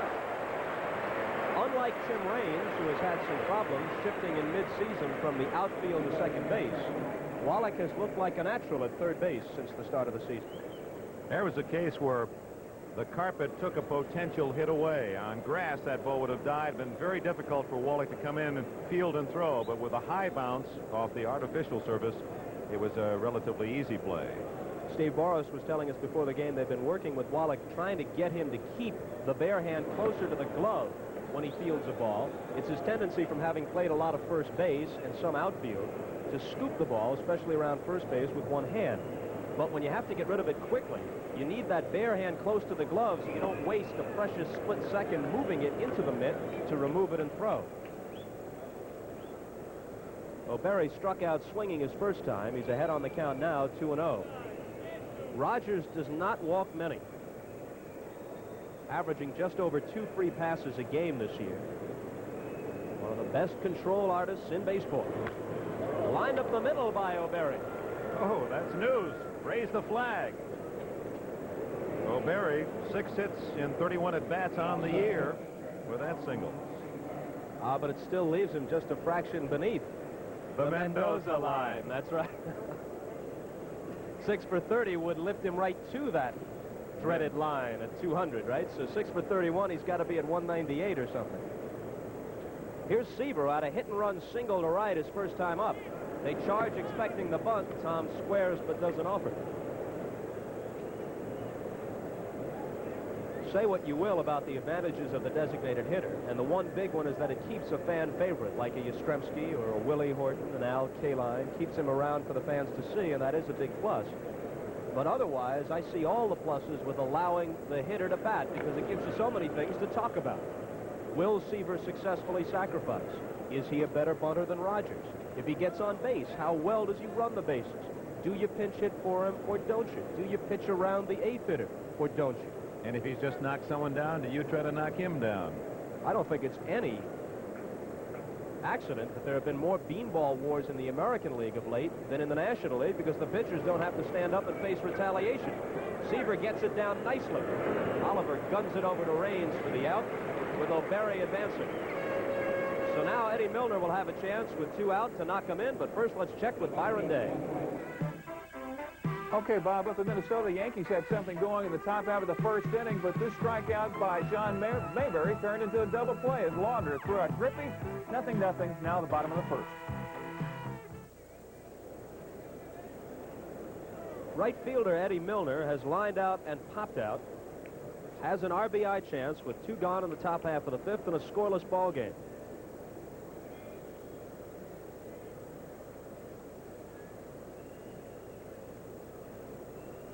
when you think about it, Dick, all the big beanball wars and the brawls in recent years, they seem to have been, with very few exceptions, in the American League, where the pitchers do not have to bat. I guess the exploits of Dickie Knowles over in the National League would be an exception, but by and large, it's the American League where they've had those problems. It makes it a different game. 0-1 on Milner. Slap foul, 0-2. O'Berry, the runner at second base, obviously without blinding speed. You look around the outfield. Cromartie with a decent arm in right. Dawson with a cannon in center. I have not seen Francona play the outfield enough to really have an opinion on him. So-so, says Dick Enberg with a wave of the hand. That's why he's in left field. And he'll have a chance to play this one. A mild red threat goes by the boards. No runs, a hit, an advancing bunt, but a runner is left. At the end of 4 1/2 at Olympic Stadium in Montreal, Rogers and Seaver are locked in a scoreless duel. Your father gave it to you for your 5th birthday. Now it's your turn to pass it on. Any spray paint could make it red again, but Rust-Oleum, with an average of 50% more protective ingredients than its nearest competitor, can do more. Its protective formula not only prevents rust, but gives metal better protection against chipping and peeling. So if what you're painting isn't ordinary, why should your paint be? Rust-Oleum, any metal worth painting is worth protecting. Now, Ford blasts through truck prices with $1,000 back, 100% from Ford on tough Broncos, and $2,000 back on XLT club wagons, and $500 on vans. There are big price breaks, $500 to $750 on most Ford pickups and 4x4s, and $1,000 on tough Ford mediums. So get the jump on truck prices and get up to $2,000 back, 100% from Ford. It's big. It's now. Is Gillette Foamy thick and rich enough to restrain this rushing roller coaster? No. Is Foamy thick and rich enough to support this lovely lady? No. Is Foamy thick and rich enough to hold up this husky hiker? No. But if you want a clean, close shave, it's more than thick and rich enough.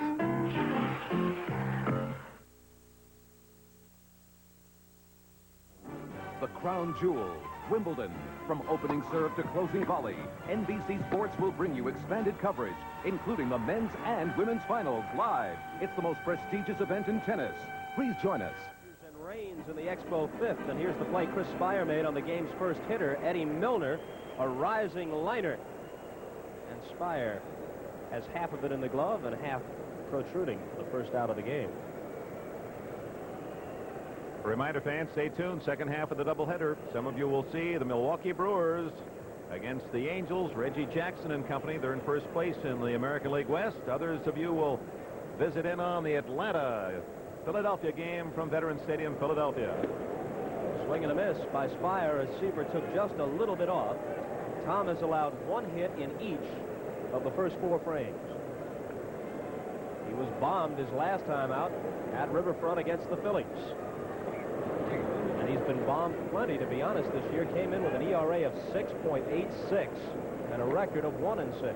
And here's a man lifetime ERA 2.65. He's been over 3 only 3 times in 15 years. So those numbers this season are just phenomenal for Seaver. And only a few months removed from a 14-2 season. This is through the hole for Spire. And a leadoff single. In fact, the fall-off for Seaver is all the more dramatic when you consider the fact that many knowledgeable baseball observers felt that he, rather than Fernando Valenzuela, deserved the Cy Young Award last year. Well, he was a model of consistency. 7-1 in the first half, 7-1 in the second half of the season, 7-1 at home, 7-1 on the road. 7-1 against the East, 7-1 against the West. Rogers in a sacrifice situation, just like Seaver faced the last inning. He said to me last night, he said, "You're working with Bob Costas?" I said, "Yes." He said, "Oh, that's too bad." He said, "I've probably been available after the second inning." Not so today. Rogers bunts foul, a ball and a strike. Tim Raines and then perhaps Terry Francona await a chance to break the scoreless tie.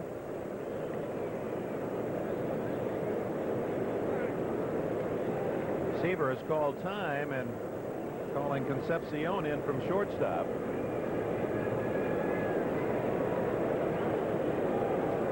Dick, how about the old Red teammate of these fellows, Pete Rose? This past week went past 500 consecutive games played. It's the second streak in his career of 500 or more. Now, guys like Gehrig, Billy Williams, Musial, Garvey, they've had longer individual streaks, but only 2 players in history have had 2 streaks of 500. Rogers now behind on the count, 1 and 2. Only Charlie Gehringer, before Charlie Hustle, Pete Rose, had done that twice, 500 consecutive games. I thought you were going to say Mario Mendoza.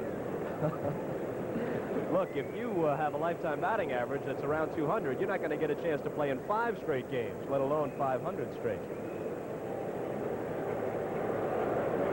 Still trying to bunt, and a strikeout victim. So just as we were discussing last inning, there's an illustration of why the designated hitter rule might not be so appealing. One pitcher bunted successfully, another didn't. Here's Byron Day. Bob Pecoraro has got his 33rd RBI. He scored George Order with the Dodgers' first run. They now lead the Chicago Cubs 1-0 down the bottom of the first at Wrigley Field in Chicago. Bob? Thanks, Byron. We're up to the top of the order, and Tim Raines is the hitter. He's 0 for 2. He flied to center, and he grounded to Dreesen at first unassisted. Came into the game hitting .299. Let's go back to Charlie Gehringer, because you just can't rub past that name, a Hall of Famer, and all of the old-timers that recall the great second baseman of the Tigers who performed at then Briggs Stadium. They all said basically the same thing about Gehringer. A field, everything looked easy. He never made a play difficult. He was a marvelous all-around athlete. Ranks with Hornsby and Frisch and Eddie Collins, is among the greatest in the game's history at the Keystone.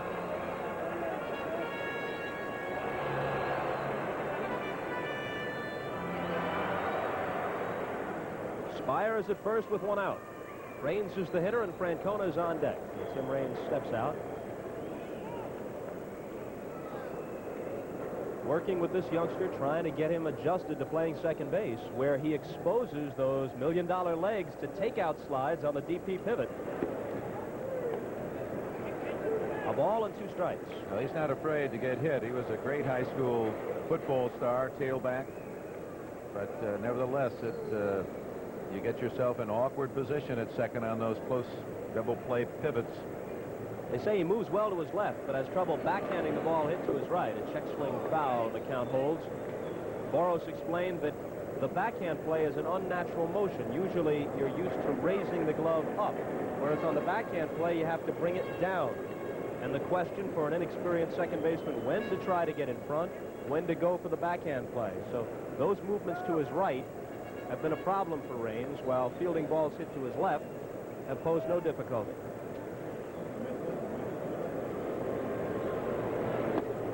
Inside 2-2, and a quick throw to first by O'Berry, but Spire scampers back.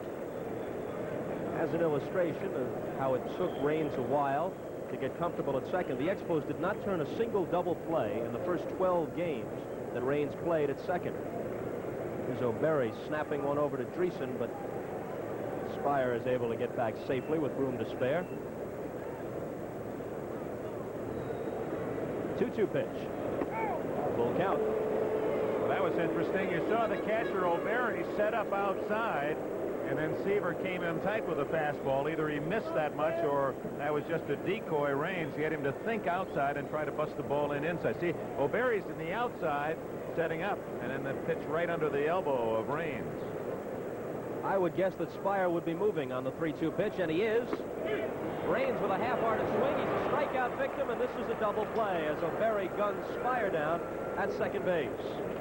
So Spire with a leadoff hit. He is erased, however, on the strikeout throw-him-out situation. Seaver fans 2 in the inning. He's looking sharp. We're scoreless after 5. Wherever men race to win, Champion Spark Plugs will be there. You can be a winner, too. you can win a free trip to the Caesars Palace Grand Prix, Las Vegas. And you can find out if you're a winner by looking for the contest ad in these issues of Popular Mechanics, TV Guide, or Reader's Digest. Remove the coded instant winner card. Take it wherever you see this sign. Do it today. Win with Champion, the spark plug that wins the world over. I've pushed a lot of ships around this harbor. I haven't lost one yet. When you finally get them on your own, that's when you realize how thirsty you are and how good a cold beer is going to taste. That's it, guys. It's Miller time. Miller time. Time for America's quality beer. Home again. Miller High Life. If you've got the time, It's a Miller's for my Miller's got the beer. Save on your homeowner's insurance with a fire extinguisher, a smoke alarm, and deadbolt locks. Check with State Farm. I'm State Farm Agent John Pomeroy. With State Farm, you'll save 5% on your homeowner's insurance if you just install a fire extinguisher, a smoke alarm, and deadbolt door locks like I have. Put in additional security equipment, and you get an even bigger discount. And our Home Alert program could save you a lot more than just money. Check with State Farm. And like a good neighbor, State Farm is there. Powerful women attack the bar and assault the record books. Plus, exciting martial artists drive flesh and bone through solid material. And the men's Chudichi Cup gymnastics from Japan. On NBC Sports World. Tomorrow. One of the outstanding baseball people, the skipper of the Montreal Expos, Jim Fanning. Dugout, lineup card behind him. Now, they're interesting to look at. They're all basically the same form. But those of you who will see the Angels game against the Brewers following this one, you'll see the man with the best handwriting in baseball, Gene Mauch. Now, not that there's anything wrong with Fanning, a well-educated. He has his master's degree from the University of Illinois. He's got good penmanship. But I got to give the vote to Mauch. If you see his lineup card in their second game today, he could have won an award. It's almost the kind of penmanship you'd want to address special invitations to the president, Mr. Mauch. Let us hope that for the first time in his career, for Mauch's sake, that he can send out World Series invitations. All those flirtations with pennants, but never winning one. I know one man pulling very hard for just that result, and that's the chairman of the board, Gene Autry. You spent many years with the Cowboy out there broadcasting Angels games, didn't you? And there's a man I think all of baseball pulling for. Oster, who has struck out twice, now hits it to Raines at second base. And again, a high throw that pulls Oliver off the bag, but he gets down in time. Perhaps we can get a replay of the throwing motion of Tim Raines. Steve Burrows working with him, saying that he has a lazy motion, sometimes taking too many steps before releasing in kind of a lollipop throw. And there it is. You saw he kind of half a cross between an overhand throw and a sidearm toss and sort of pushed it over there. Yeah, that's exactly the call. He pushed the ball rather than snapping a throw. It's a wrist snap from second base, and he's just picking his way. And obvious, too, that he was thinking about it as he did it, which is never the best thing. You want to be able to do it instinctively. Dawson goes almost to straightaway right field to take it, and that's what you want your center fielder to do. Anything he can reach belongs to him. Concepcion flies out for the second out. A.C. Seaver, his knee already soiled as he drives toward the plate. There's a good straightaway follow through. Now here's Steve Rogers follow through. See, he's perfectly clean. He stays up, more erect, drags that right foot a bit. That's why they have the toe plate, because many pitchers wheel that toe sharply on the ground as they follow through. Treason has struck out and flied out and takes a strike. Each pitcher has fanned 5. Seaver has allowed 5 hits, 1 in each frame. Rogers, as he works here in the top of the 6th, has yielded 4 hits. Now we're seeing 2 of the great pitchers in the National League at work against each other. Seaver, perhaps his best start of this season, a troubled year at that, and Rogers continuing his superb pitching. That's a bullet, but foul, and a nice play by the ball boy down the line.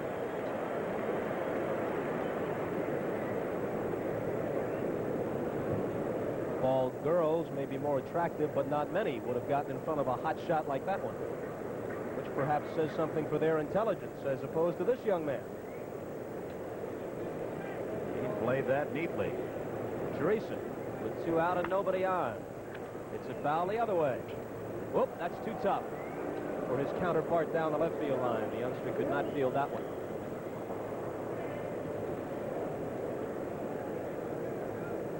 That's down in that area is where Bruce Jenner crossed the finish line.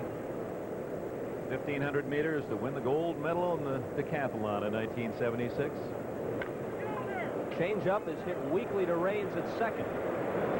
Handles it without difficulty. It's a 1-2-3 inning for Rogers in the top half of the 6th. And at the end of 5 1/2, it's 0-4-0 for the Reds and 0-5-1 for the Expos. And we'll be back with Francona, Dawson, and Oliver after this. If you're looking for your first bike, we'd like to show you something.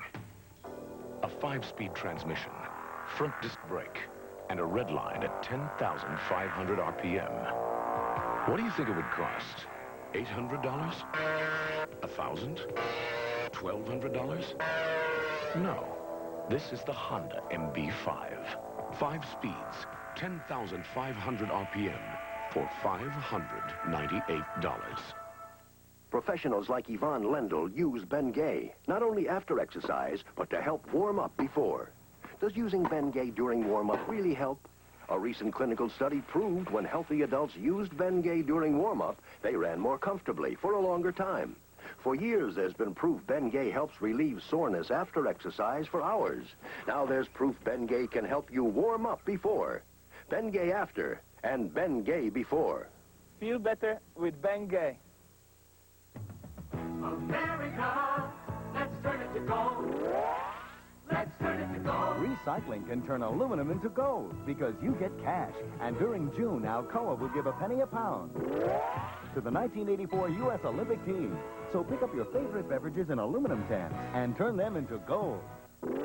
Just call for the recycling center nearest you. America, let's turn it to gold. Let's turn it to gold.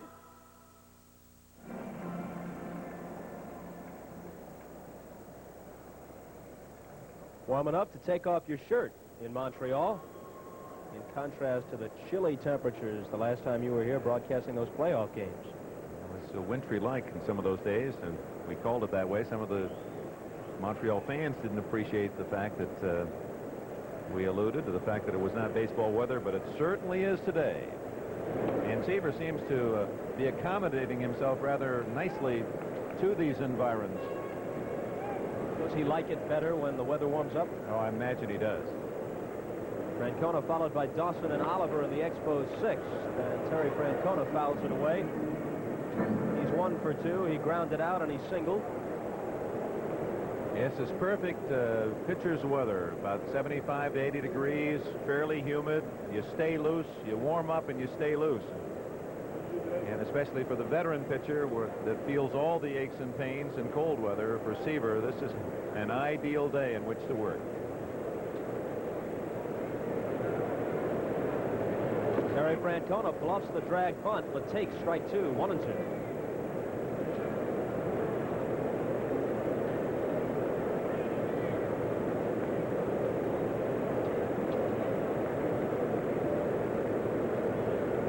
Seaver breaks his motion, wants to get reset.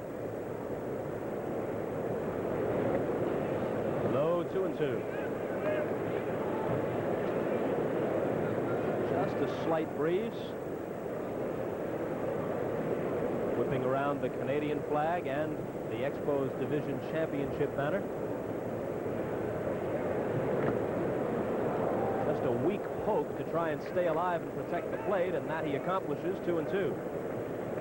Good old shin guards for O'Berry. It appeared that that one caught him right off the knee. Let's see it. Those late swings are really tough on, right off the right knee of O'Berry. Even though it's protected, that sends a shiver all the way up to the spine. O'Berry catching today, the regular Alex Trevino just resting. Day game following a night game. Nothing wrong with him. Francona skies it to left, and that'll be out of play.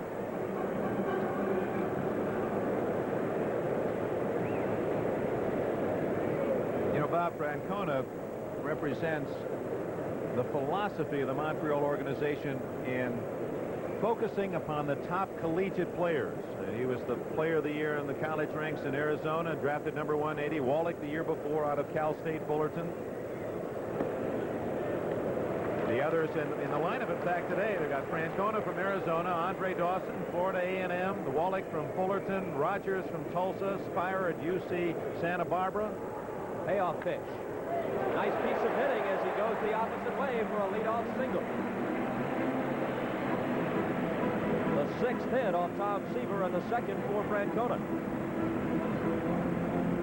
10 years ago, Dick, to follow up on the point you were making, 44% of all players drafted by major league clubs had some kind of college experience, perhaps not graduating, but had played at least a year of college ball. This past year, 82% of all players drafted had played some college ball, so almost double. It has been a whole change, and of course, with the demise of the minor leagues, the collegiate university ranks have become the farm system for the major leagues, and in the outstanding baseball programs where it wasn't that way 15 years ago. Scout, if you were a prospect, would say, hey, we don't want you to go to college. That wastes 4 years. We want you to get right into our organization. Now the scouts say, yes, go ahead. You'll develop your skills at a high level at the collegiate ranks. Get your education, too. Interestingly, Fanning must believe that Seaver is throwing very well indeed, because he has his number 3 hitter, one of his big guns, Andre Dawson, trying to sacrifice on the first pitch. Scoreless game, last of the 6th. Seaver chasing Francona back. Al Oliver is on deck, and then Gary Carter.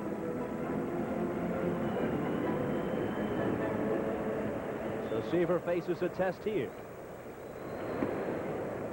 This time Dawson had no intention of laying one down. A ball and a strike to him.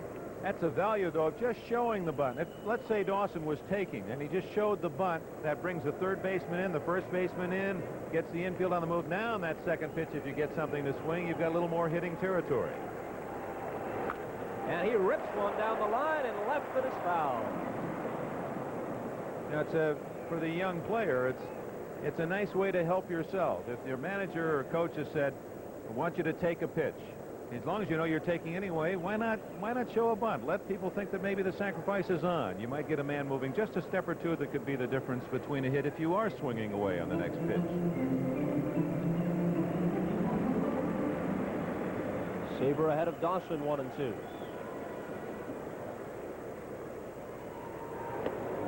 Two balls and 2 strikes.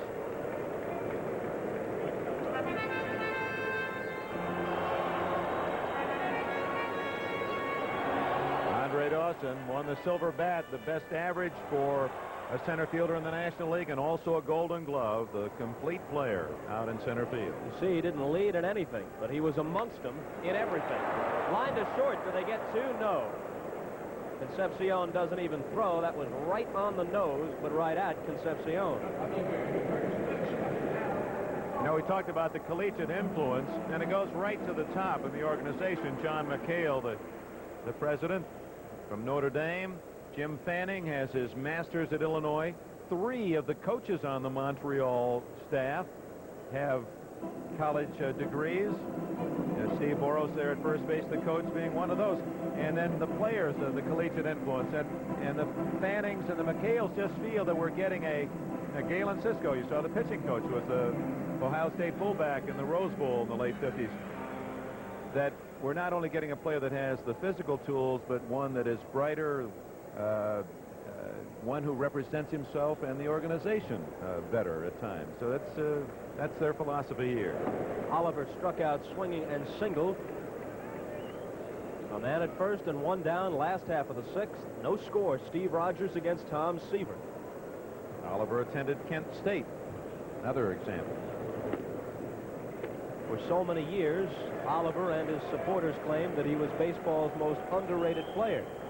Sometimes you can get recognition over the long haul by claiming to be underrated. Then all the insiders say, hey, see this guy? He's the most underrated player in baseball. Pass it on. The next thing you know, the guy's famous.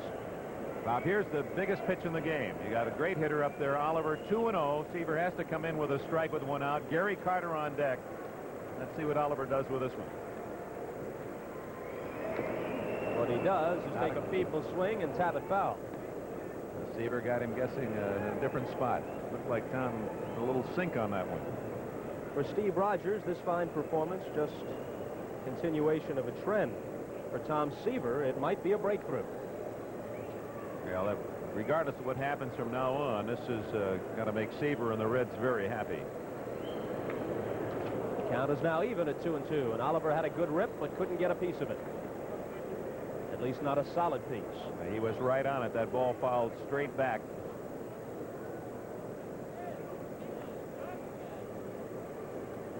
Al Oliver, part of that very, very potent lineup some years back with the Pirates, more recently with Texas, or the Rangers. What a puzzle. So much talent year in and year out. So much disappointment every year. Oliver drills one. It might get in the gap. It is off the wall on the fly in center field. Oliver fell down, and he's going to be held to a single, and it's a run-scoring single as Francona races around all the way from first base. Well, two things in the play. Heady base running by Francona. Francona, now this ball is hit. He reads it properly, knows it won't be caught, so he's running hard all the way and able to score. And as Oliver watching the ball round at first, he lost his footing, fell down, and had to settle for a single. Here comes Oliver, watching the ball, loses his footing as he comes off the path there, and fast fielding in the outfield, and Oliver, rather than risking being thrown out at second, goes back to first, an RBI single, Francona scoring from first.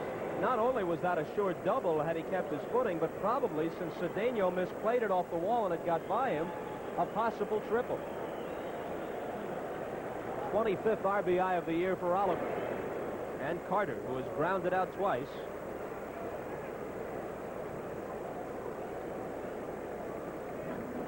The 25th RBI for Oliver breaks a tie for the team lead, which previously existed with this man, Gary Carter, who has 24. 2 balls and no strikes. Well, Seaver had given up a hit in every inning, but this is the first frame where he has yielded more than one. And the tie is broken. Francona leading off with a single to left. After Dawson lined hard to Concepcion at short, Oliver boomed one off the wall in center and settled for a single. So all 3 balls have been hit well off Tom Seaver in this inning. That's Bob Shirley, the left-hander, and Greg Harris, recently recalled from Indianapolis, the right-hander. Bill Fisher out to talk with Seaver.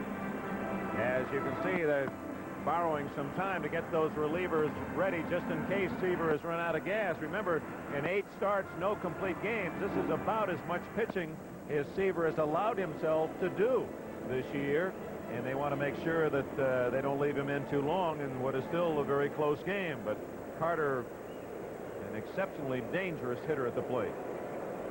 2-0 pitch with the runner going, and a check swing. Dreesen backhands it almost blindly. Oliver advances, and Carter grounds out. Boy, that's the kind of swing that'll get Carter back in the dugout talking to himself. 2-0 and a little half swing bouncer.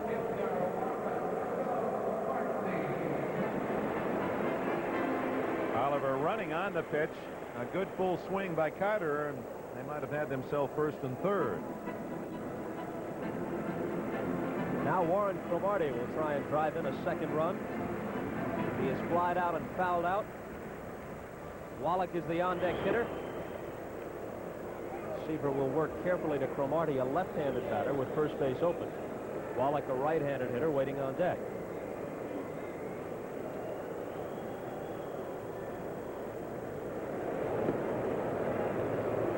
And they get inside, 2-0.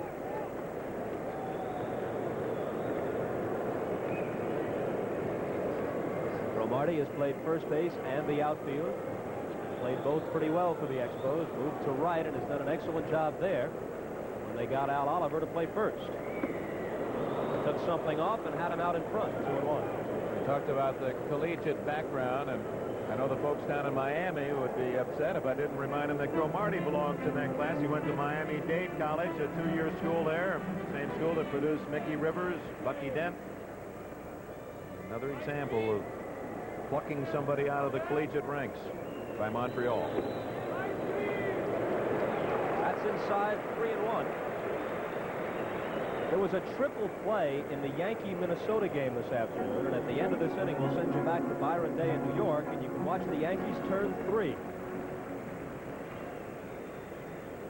3-1. Check swing roller to bench, and that retires the side. I'm not sure Oliver realized how many outs there were, but in any event, he was running back towards second, not just to avoid a tag play, but I think to go back to second, not realizing how many outs there were. Here's Byron. Bob, here's the triple play you were talking about. First and second for the Yankees, no out. Roy Smalley swings and misses. Launer then throws down to Lenny Faedo at third base, who bluffs Mercer back to the bag, but Nettles is there. He then throws to Herbeck. Herbeck tags out Nettles, throws back across the diamond, and pitcher Felton tags out Bobby Mercer. Triple play. We'll be back after these messages from your local station. This week, Saturday Night Live is back and better than ever. Told you so. So join host Bruce Stern with musical guest Luther Vandross tonight on NBC. In a year in which car sales were the lowest since 1961, South Burlington Chrysler Plymouth marked a 150% increase in sales. There's a reason. South Burlington Chrysler Plymouth's new management and sales team accomplished its 1981 success with superior Chrysler Plymouth products and a greater emphasis on quality of service at a lower cost to the customer. South Burlington Chrysler Plymouth is Northern New England's #1 Chrysler Plymouth dealer, enjoying fast growth, proceeding with care, and dedicated to quality. Atari brings the computer age home. Gotta run, gotta go. Late again, huh, Dad? With an Atari home computer, Have a nice day at the office. you can easily work at home or open your home to a world of possibilities. In fact, the hardest part about owning an Atari home computer isn't how to use it, but who gets to use it. Lock it closed, Dad. Mind if I do my work? Hey, no problem. Atari home computers, we brought the computer age home. This is Channel 5. Well, the Expos broke the tie on the last half of the 6th on a single by Terry Francona, a single off the wall in center by Al Oliver with Francona hoofing it around from first, and they have given Steve Rogers a 1-0 lead to work with as we enter the 7th inning. And here's Dick Enberg. All right, Robert. Steve Rogers to face Cedeno, Bittner, and Bench. 1-0 Montreal. And the way Rogers has been pitching not only in this game but this year, that's a big 1 run. Facing the Reds, Cedeno, a ground single and a ground out to third. Caesar with only 1 home run this year.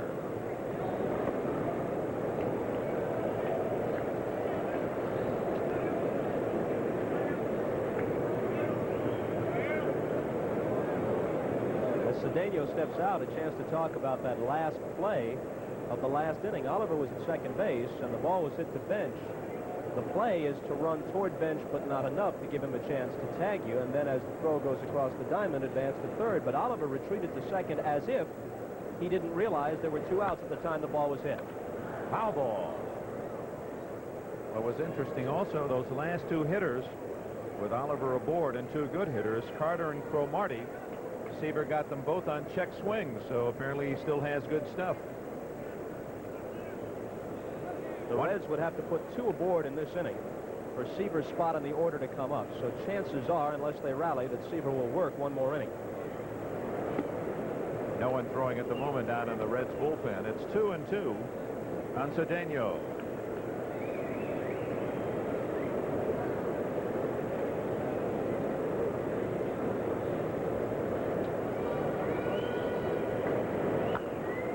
Looper into center field for a base hit. So Cedeno hits one off the end of the bat and leads off the Red 7th with a single. Now let's go back to Byron Day.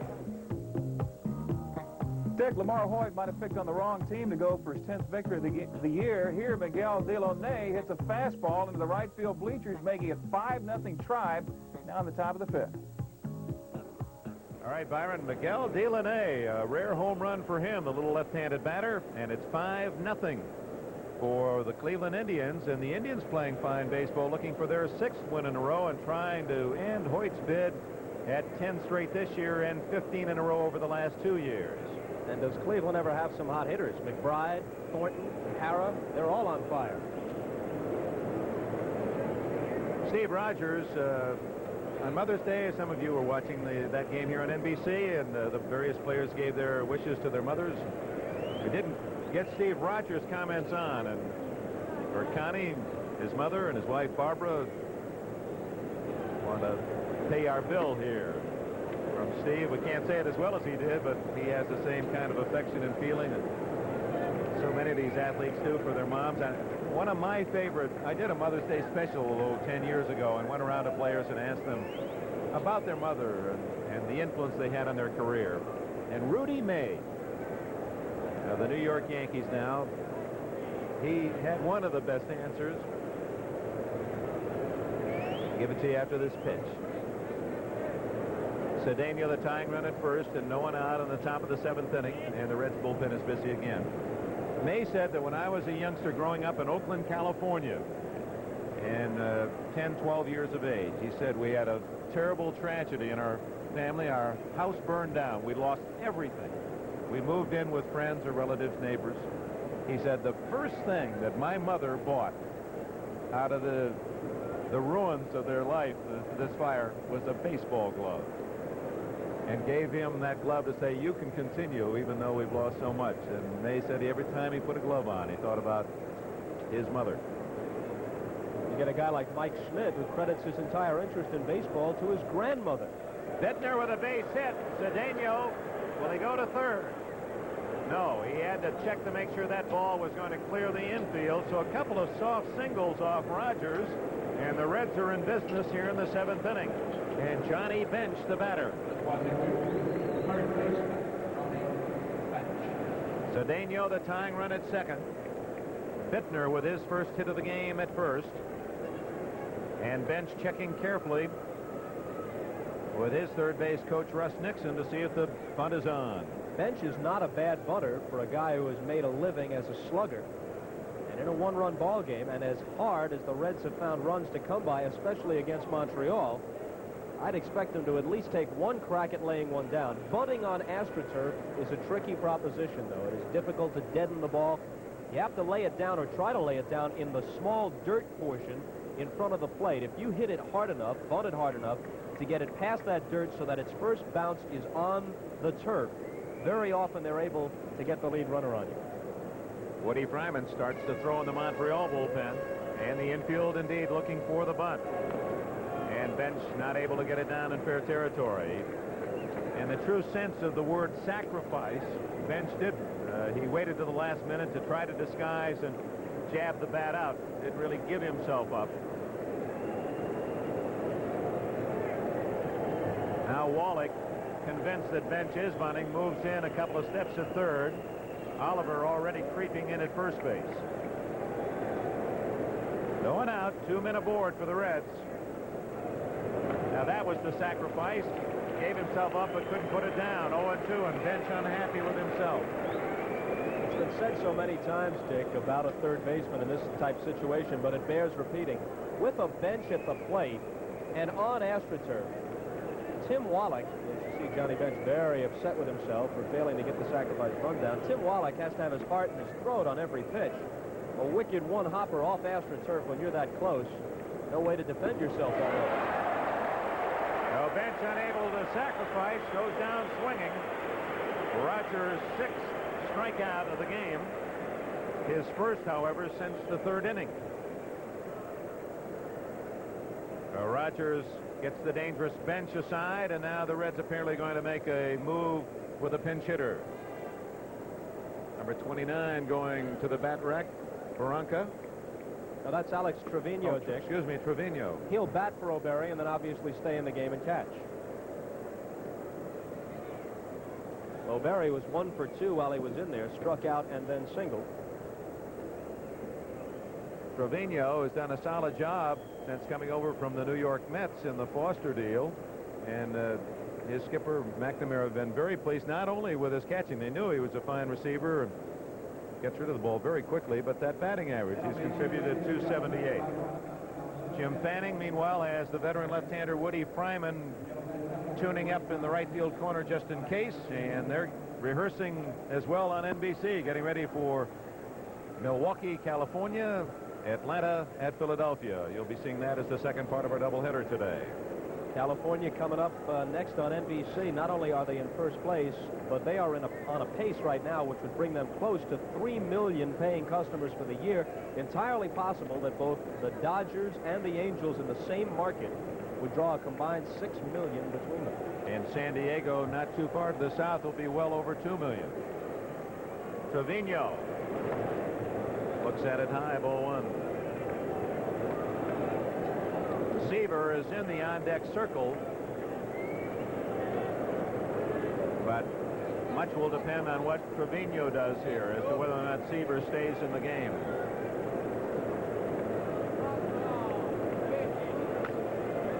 Could be two. It is.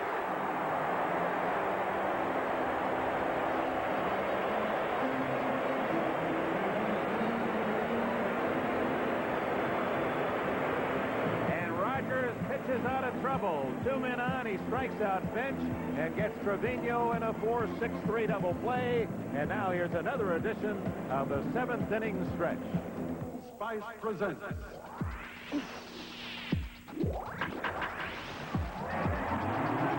The 7th inning stretch, brought to you by Old Spice Aftershave and Cologne, the fresh, clean, masculine scent women love.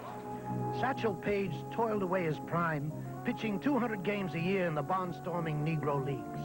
He threw unhittable fastballs from a windmill windup.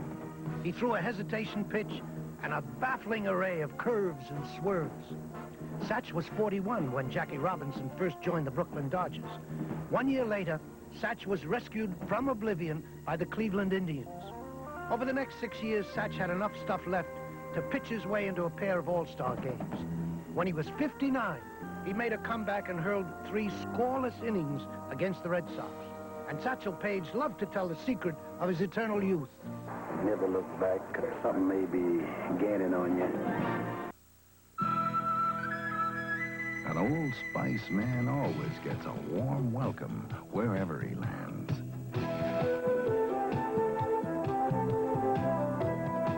Because Old Spice is the clean, fresh, masculine scent so many women love. So even if you love only one woman, you'll love Old Spice, the men's scent so many women love. This is Byron Day in New York. Larry Boa only had 3 RBIs going into the ballgame today, but this 4th one was fairly important. It drove in Leon Durham to tie the ballgame up at 1-all at the bottom of the 3rd. Here's the inning-ending double play. Trevino made to order as he grounds it up the middle. That brings Raines to the bag, the easy flip to Spira. But what's interesting about the inning, and even the great ones can't always deliver. Bench, his failure to sacrifice, that's a 2-run single. If Bench is able to move the runners along to 2nd and 3rd, Raines isn't playing there, and that hopper up the middle is 2 Cincinnati runs. It's those little things that do add up. And instead of it being 2-1 Cincinnati, it is now still 1-0 with the Expos in charge. Trevino stays in behind the plate, taking over for O'Berry, and Seaver stays in the game. And Bob was watching Seaver as that double play was executed by Montreal, and Tom slammed his equipment down, and he realized that he had a chance to be in front. And would have preferred his team, even if it required that they pinch hit for him, preferred that his team get something going. Wallach, Spire, Rogers, the lower end of the Montreal order in the last of the 7th inning, and Wallach drills it into the left field corner. Fast fielding, but not in time. Wallach has a double.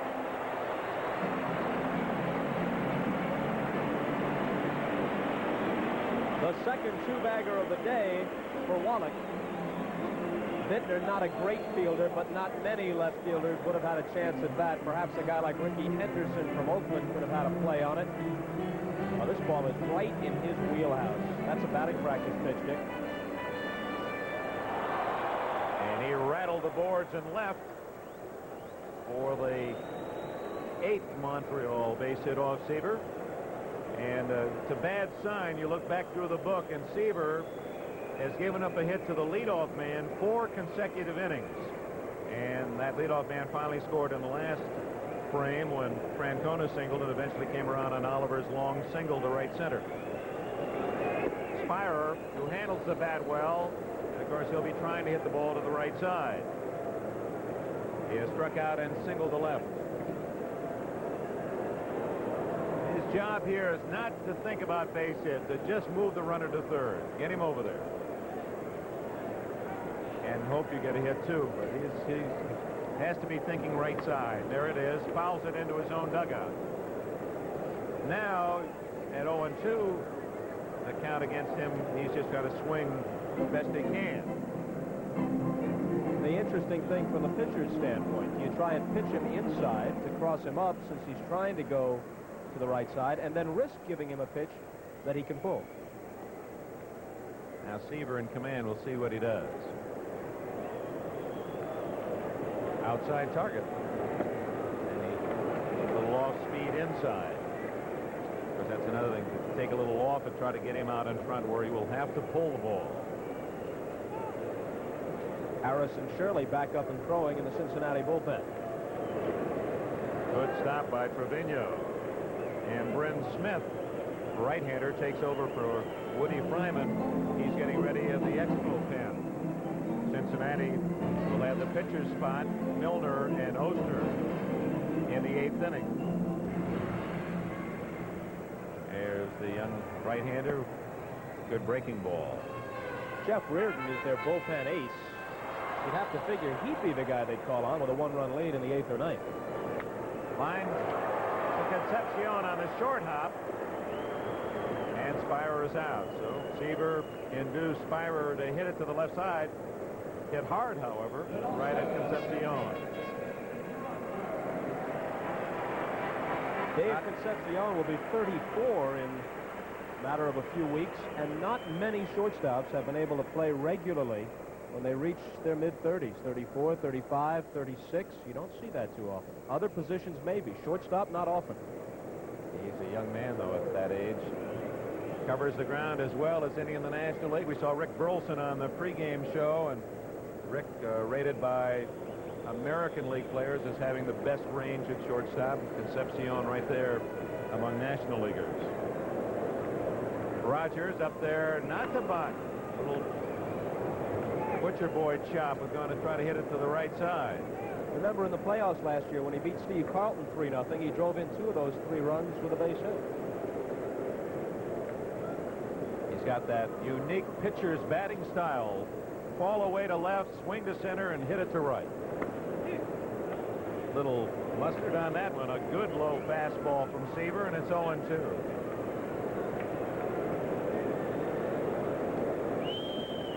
$28,037 here at Olympic Stadium today. Concepcion across to Dreesen, 2 away. And Wallach still at second base.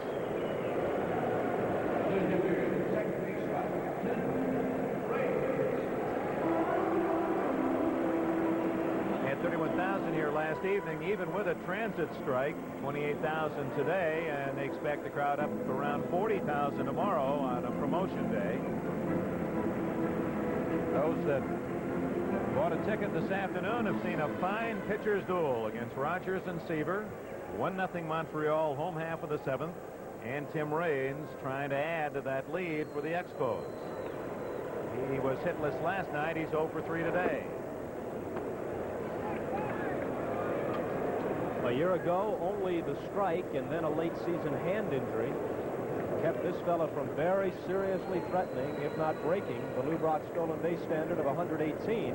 This year he is behind the likes of Omar Marino and Bob Dernier in that department in the National League, and well behind Ricky Henderson of the A's overall in the majors. If Henderson stays healthy, we're about to encounter them while we're in the Memorial Day weekend and close to 1/3 of the season.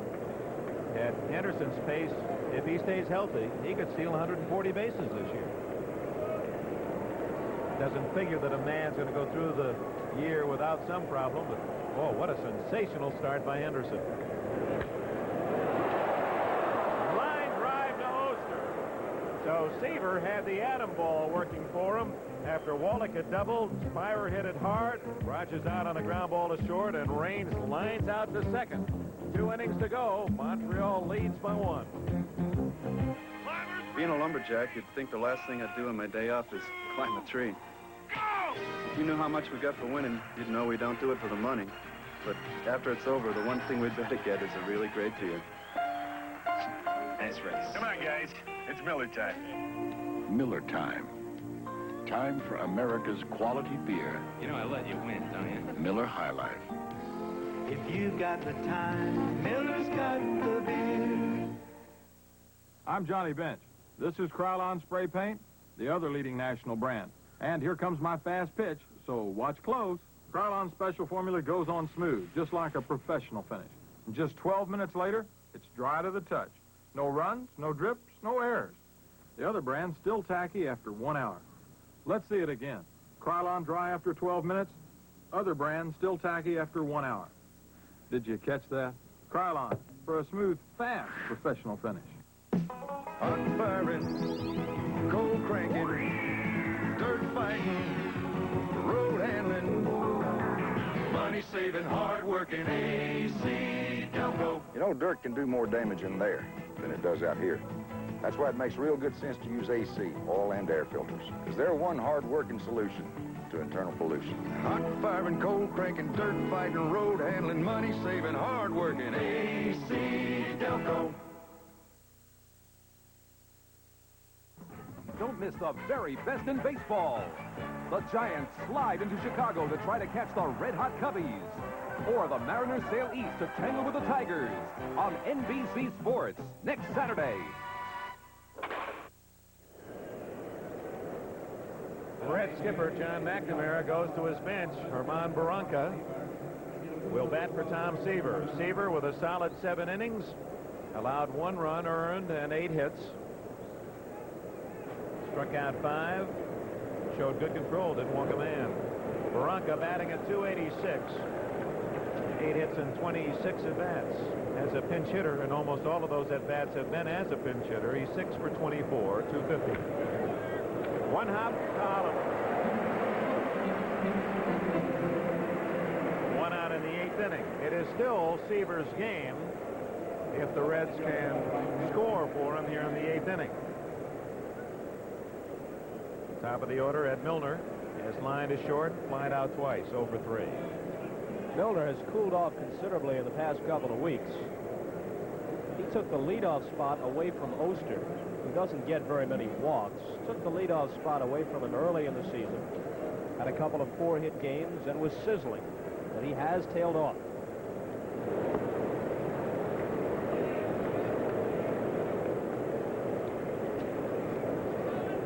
When the season began, it was supposed to be Householder, Hurdle, and Cedeno. As the Reds' new outfield, only a third of that remains. Hit deep to right. If it's fair, it's trouble. It is a home run.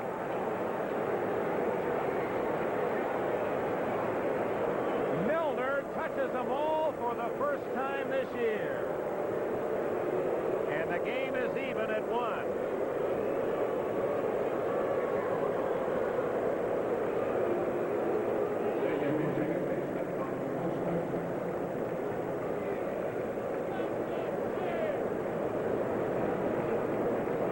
Milner, that is his first major league home run.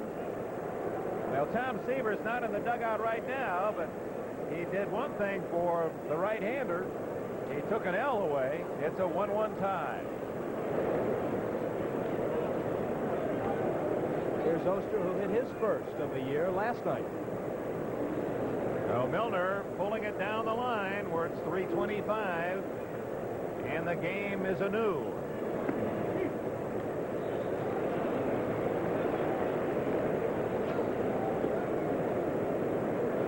Householder was injured earlier this year, and now he's healthy. He was supposed to be one of their starting outfielders. Milner stepped in, never relinquished the job.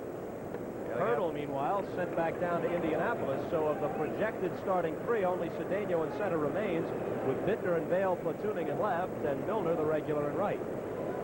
And a lot of hard hitters in Columbus, Ohio, Ohio State University. Milner from that city is And a little punching of his own. Raines, been busy today, takes care of Oster for the second consecutive time, and with 2 out, it brings up Dave Concepcion. And some interesting names dotting minor league rosters as 42-year-old Woody Fryman gets loose again, and there's their ace, Jeff Reardon, the right-hander. You got guys like Bobby Bonds and Lynn McLaughlin at the Yankee farm in Columbus. Wayne Garland, I believe, is in Charleston trying to work his way back to the major leagues. Mark the Bird Fidrich, as we saw on the pregame show, at the Red Sox AAA outpost in Pawtucket. Glenn Hurdle back in Indianapolis.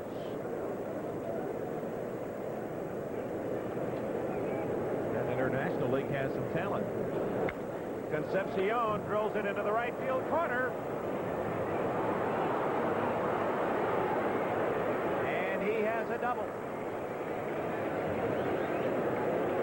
Warren Cromartie playing it off the wall like a hockey goalie. Able to box it in. That ball gets away, and it could have really been trouble. Concepcion, boy, he gets all of this one. He drills it to right. It's a fastball, and Concepcion showing the kind of power that you don't really expect when you see how slender he is, but he's a wiry guy. He is deceptively strong. He has occasional home run punch, and he hits that ball better than 325 feet on the fly to the opposite field, and it brings Jim Fanning to the mound. Well, there's a tough call for Fanning. That pitcher, you know he doesn't want to come out in a 1-1 game, but now the go-ahead run is at second with 2 out, and Fanning, he's the man who has to make the decision. You saw him talk with Carter, undoubtedly asking Carter, does he still have good stuff? And the answer is yes. Rogers will stay.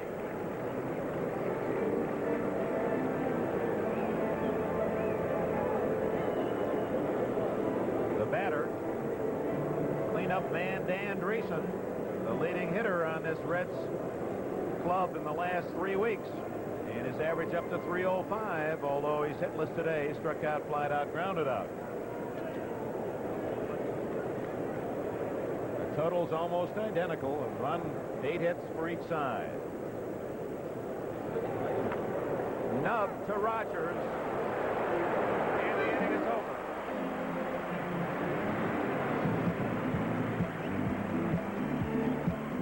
But Eddie Milner's first major league home run has tied it for Cincinnati. We go to the home half of the 8th, even at 1. As the morning snowfall blankets the Ryans' retreat, a pasty film blankets their mouths. Morning. Scope? Mine lasts. Honey, your medicine breath. That's what lasts. Scope leaves your breath minty fresh. Mine kills germs. Scope kills germs. Has 2 powerful germ killers.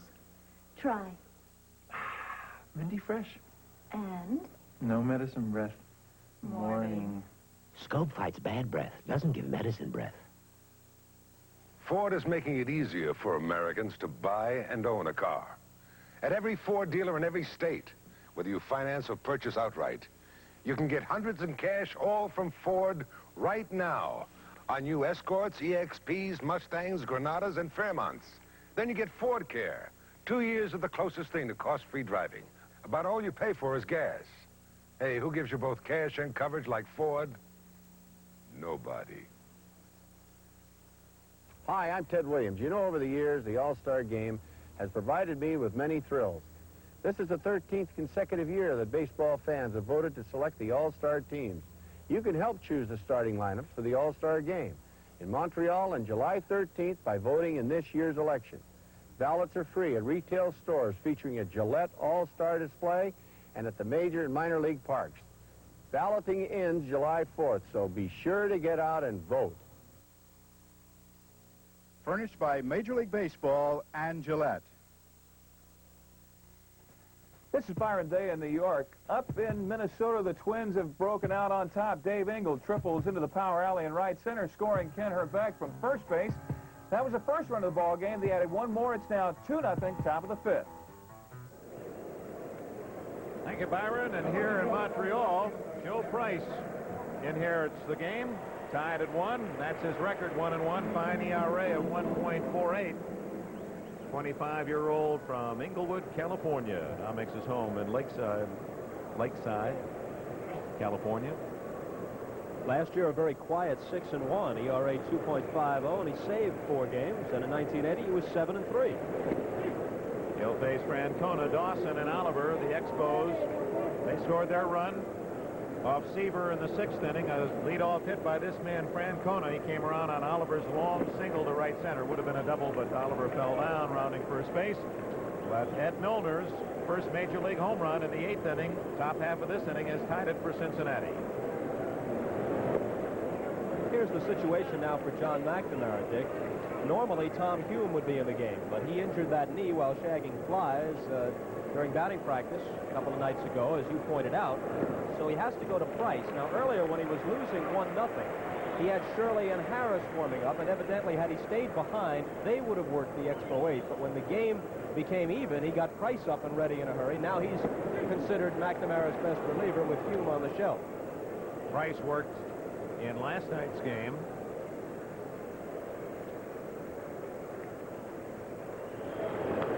Gave up a home run to Carter.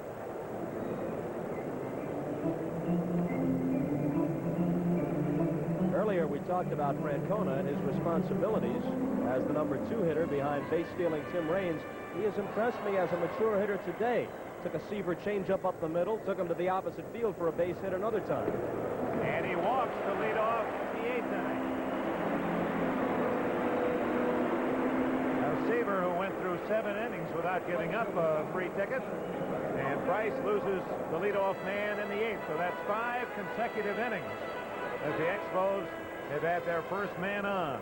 And that is the first walk for anybody in this ballgame. Rogers and Seaver evidencing excellent control. Joe Price has an ERA of 0.86 over his last 14 appearances, so he's a hot pitcher. Let's see how Dawson and the Expos play it. Going to play for 1, and Dawson fouls his bunt try back. Andre single on an infield chopper to third. He's fouled out and lined out. Jim Kern, big angular right-hander. Gladwin, Michigan, tuning up.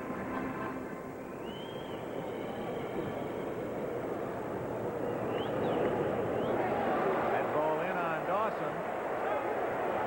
Foul ball. Francona going around to third. And they say it hit him. Apparently they're going to say the ball hit Dawson in the knee or foot, in which case he's aboard. And they're going to look at the ball to see if there's any shoe polish on it, perhaps. They want to see whether it hit him in the foot. Let's see on our replay.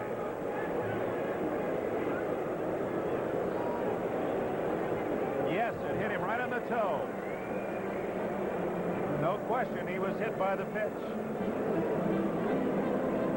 Francona now is standing at second base, anticipating that they will give him first, and plate umpire Dave Malone says, yes, that's what you're entitled to. Terry Tata helped him out. And that's something which is good to see. Malone was one of the umpires who came up a few years back during the umpire strike, and as you know, the veteran umpires are not especially friendly to the newcomers who came aboard as what they consider scabs or strike breakers. But there used to be a time where they gave the young umpires no help on the field. Now there is complete cooperation on the field. They may not socialize in the umpire's room or away from the diamond, but on the field it's strictly professional, as you saw Tata and Pallone get together to make the right call, and now Tata to explain it to McNamara. Now, McNamara had already asked Trevino. He knew that the ball hit Dawson, but his purpose there was, there's the ball hitting the front foot of Dawson. But McNamara's purpose was no more than to let the umpire Pallone know that he couldn't call it. He had to get somebody else to help him. Nothing wrong with that, mind you, but just the unwritten law of the game. The manager has to remind the umpire, hey, you called something you didn't really see. Not an obvious strong argument, but McNamara wanted to make his point. That's reminiscent of the incident which I believe involved Hurricane Hazel of the Milwaukee Braves in a World Series in the 50s against the Yankees, which was one of the most famous instances of a request to look for shoe polish on the ball. And using that circumstantial evidence, the umpire said, okay, Hurricane, take first base. It happened in another World Series in 1969 with Cleon Jones of the Mets against Earl Weaver's Baltimore Orioles. And was Earl ever enraged? Oliver swings away, base hit to left. Play at the plate, and he's out. Larry Bittner with a strike from left field and a most unusual base running or coaching by the Montreal Expos. With no one out, why take a chance? They will question why Billy DeMars waved Francona around. Terry runs pretty well. Bittner is not an especially good defensive outfielder, not an especially strong arm, but he played it cleanly, and the throw to Trevino was right there. They could have had the bases loaded with nobody out. And Trevino blocking the plate with that left leg. And you saw Francona as he made his slide. He made a slide right over the leg. He actually was there in time to be safe, but he had to skip over Trevino, and by that time, the Cincinnati catcher had the tag on him. That's really a great piece of camera work. We could see that again. We got it from various angles, but the way Trevino blocked the plate was the key to the entire play, and we will look at it again. But first, let's break for this special word, a change of pitchers. It's tied at 1 in the bottom of the 8th in Montreal. 1952, George Stephen invents the incredibly durable Weber kettle. Incredible. It soon becomes the best-loved way to broil burgers and roast the Thanksgiving turkey. We love it. But nobody loves cleaning out the ashes. We don't love that. Weber engineers, deep in thought, invent the one-touch system. Weber's One Touch opens to circulate heat and seal in the juices. Weber's One Touch closes to put out the fire. Best of all, Weber's One Touch sweeps out all the ashes. Thank you. You're welcome. The Weber One Touch, only from Weber. When Seiko in Tokyo sends executives overseas, they're given Citicorp traveler's checks. Try on? Because who knows where they might end up. 10 gallon. 5 gallon? Citicorp traveler check, okay? Sure, okay. Accepted round the world. Refunds in thousands of locations. For my granddaughter. Howdy, partner. Because you never know where you might end up. Citicorp traveler's checks. Here's to good friends. Wow. Good night. Now I see why you guys dragged me up here. Whew, hey, hit him with the best part. Bet the Lowenbrow still cold. You brought Lowenbrow all the way up here? No. You did. When you want a taste of a truly great American beer, tonight, let it be Lowenbrow. You're not mad at us, are you, Pete? Just lucky it was Lowenbrow. Let it be. This Byron Day in New York, Roy Smalley has just cut the Twins' lead in half. He doubles in Greg Nettles. It's now 2-1. The Twins are still leading up in the Dome in Minneapolis in the top of the 5th. Let's go back to Dick and Bob. Gary Carter has just hit a 3-run home run over the left center field fence, and Montreal's up 4-1. And look at the welcoming committee outside the Expo dugout.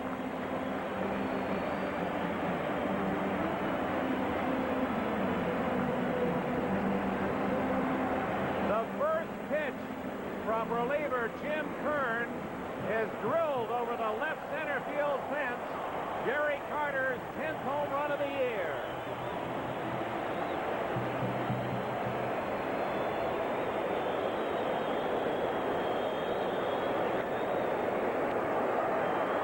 Comebacker by Cromartie, and Kern throws him out. There's 2 away. Well, normally, there's around a minute or more when a reliever comes in, and it's standard practice to break for a commercial. All the networks do, and the local stations do, too. Kern took a couple of pitches and might have wanted to take a few more, because the very first delivery, Carter drilled to left center field for a 3-run homer, and Montreal is up 4-1. For Carter, his 10th round tripper of the year. He claims the club RBI lead with 27. So a walk to Francona. Dawson hit by a pitch. Oliver singled, but Francona thrown out at the plate. Kern replaced Price, and Carter wasted no time and giving Montreal a lead as they go for their 8th win in a row. Their all-time record here in Montreal is 10 in a row. And for the last place Reds, that sound of bat against ball delivered by Carter had to be deafening. Wallach hits it well, but not well enough. 3 runs, 2 hits, thanks to Gary Carter, no one left. And in Montreal, 28,000 plus has seen the Expos take a 4-1 lead. Right guard solid, because a man needs all the protection he can get. Right guard solid has an action-triggered formula, triggered to release protection when your body needs it most. So the more you sweat, the more protection you get. Right guard solid, action-triggered to help keep you dry and odor-free all day. Right guard antiperspirant solid. The more you sweat, the more protection you get. If you could repaint the world, you might decide to change a few things, but you'd still want to use a quality paint like the Kmart Performer, so your good taste would show. It's manufactured for Kmart by Dutch Boy, so you know it's good. The Performer is a quality exterior paint with 9-year durability. Keep it in mind when it's time to paint your own little corner of the world. The Performer, quality by Dutch Boy, the price by Kmart. Who is America's leader in radials? Goodyear. We outsell all foreign radials combined. One reason, the Goodyear Wrangler. A light truck radial that's all season, all terrain, all position. Wrangler gives you outstanding traction, so you can take it just about anywhere. The Goodyear all-season Wrangler. It's one reason Goodyear is the leader in radials. No foreign maker of radials even comes close. When you need radials, come up to Goodyear. Saturday, Stella becomes a mayor's assistant and turns the tables on Harper Valley. Then it's double trouble when Gramps has 2 ladies on the same day. And the Mandrells welcome Donnie Osmond. Steve Rogers leading 4-1 thanks to his battery mate Gary Carter, who homered. Let's go to New York. Byron Day has it for you. Okay, Dick, we certainly do. Gary Carter hitting his 10th home run of the year with his 27th RBI, a 3-run homer. Expos now lead it 4-1. Now in the top of the 9th, as you know. And now Steve Rogers just 3 outs away from his 7th win of the year. His ERA the best in the National League at 1.74. And he's been tough again today. The only run, Eddie Milner's first Major League home run. In left field, Dan Norman, an ex-Cincinnati employee. And Terry Francona's moved from left to first base defensively, replacing Al Oliver. Cedeno, 2 singles and 3 trips today. Dick, if this holds up, Joe Price, who entered the game, replacing Tom Seaver in the bottom of the 8th and walked the first hitter, then hit another, he would be the losing pitcher, although it was Kern who threw the gopher ball to Carter. It was reminiscent of the Dodgers-A's World Series when ground ball by Cedeno, Wallach, low, and Francona digs it out. Well, Francona moving to first base and makes a nice backhanded pickup of Wallach's throw. 1 out. Remember when Mike Marshall, there was a rhubarb as you see it again, and Marshall for 7-8 minutes didn't throw a pitch, and Joe Rudy was the batter. First pitch, Rudy guessed he's got to come fastball, and Rudy was sitting on the fastball, homered, won the game, and he won the World Series for the Oakland A's back, I believe that was 72 or 3. And the homer by Carter takes the gloss off a play by this man, Larry Bittner, who now steps in for the Reds. Bittner, not renowned as a good fielder, came up with a base hit and threw the runner out at the plate, and when it was still a tie ball game, a base hit by Al Oliver to left field. And it also takes third base coach Billy DeMars off the hook. He sent Terry Francona around instead of settling for bases loaded, nobody out, and Bittner nailed Francona at the plate. But then it was all academic as Carter unloaded the 3-run homer. 0-2 on Bittner. This week's NBC Miller High Life Player of the Game is Steve Rogers. Rogers, who was the National League Pitcher of the Month in April, and he's been the Pitcher of the Year thus far, even though his record is 7-3. Miller High Life happy to present a check for $1,000 in the name of Steve Rogers to the Special Olympics. Rogers, our player of the game. 1-2 on Bittner. Rogers has scattered 8 hits, giving up the 1-run Milner's homer. Might be struggling a bit now. And just in case, the top left and right-handed shortmen are ready for Montreal, the veteran Fryman and the hard-throwing Reardon.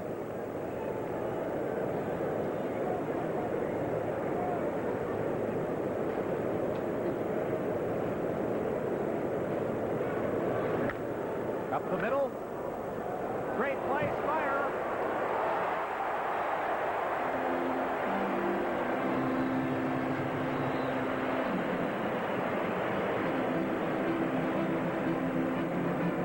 Chris Fire ranging far to his left. Ball was actually by him when he made the fielding play and throws out Bittner 2 away. There's one of the top defensive plays of the game.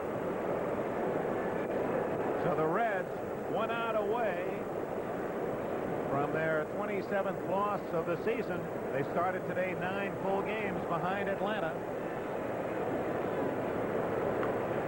Johnny Bench fouls it off. Bench, a single, is grounded out and struck out.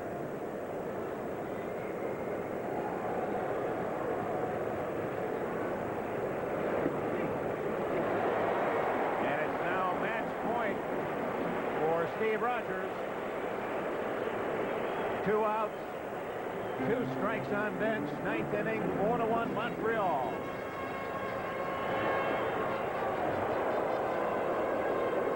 He fooled Bench, but it didn't bite the corner.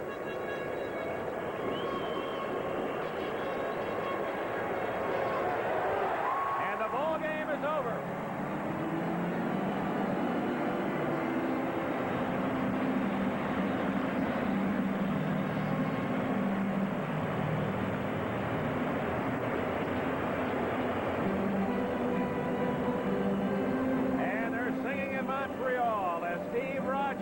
Beats Cincinnati 4-1, punctuates his 7th victory with a strikeout of Johnny Bench.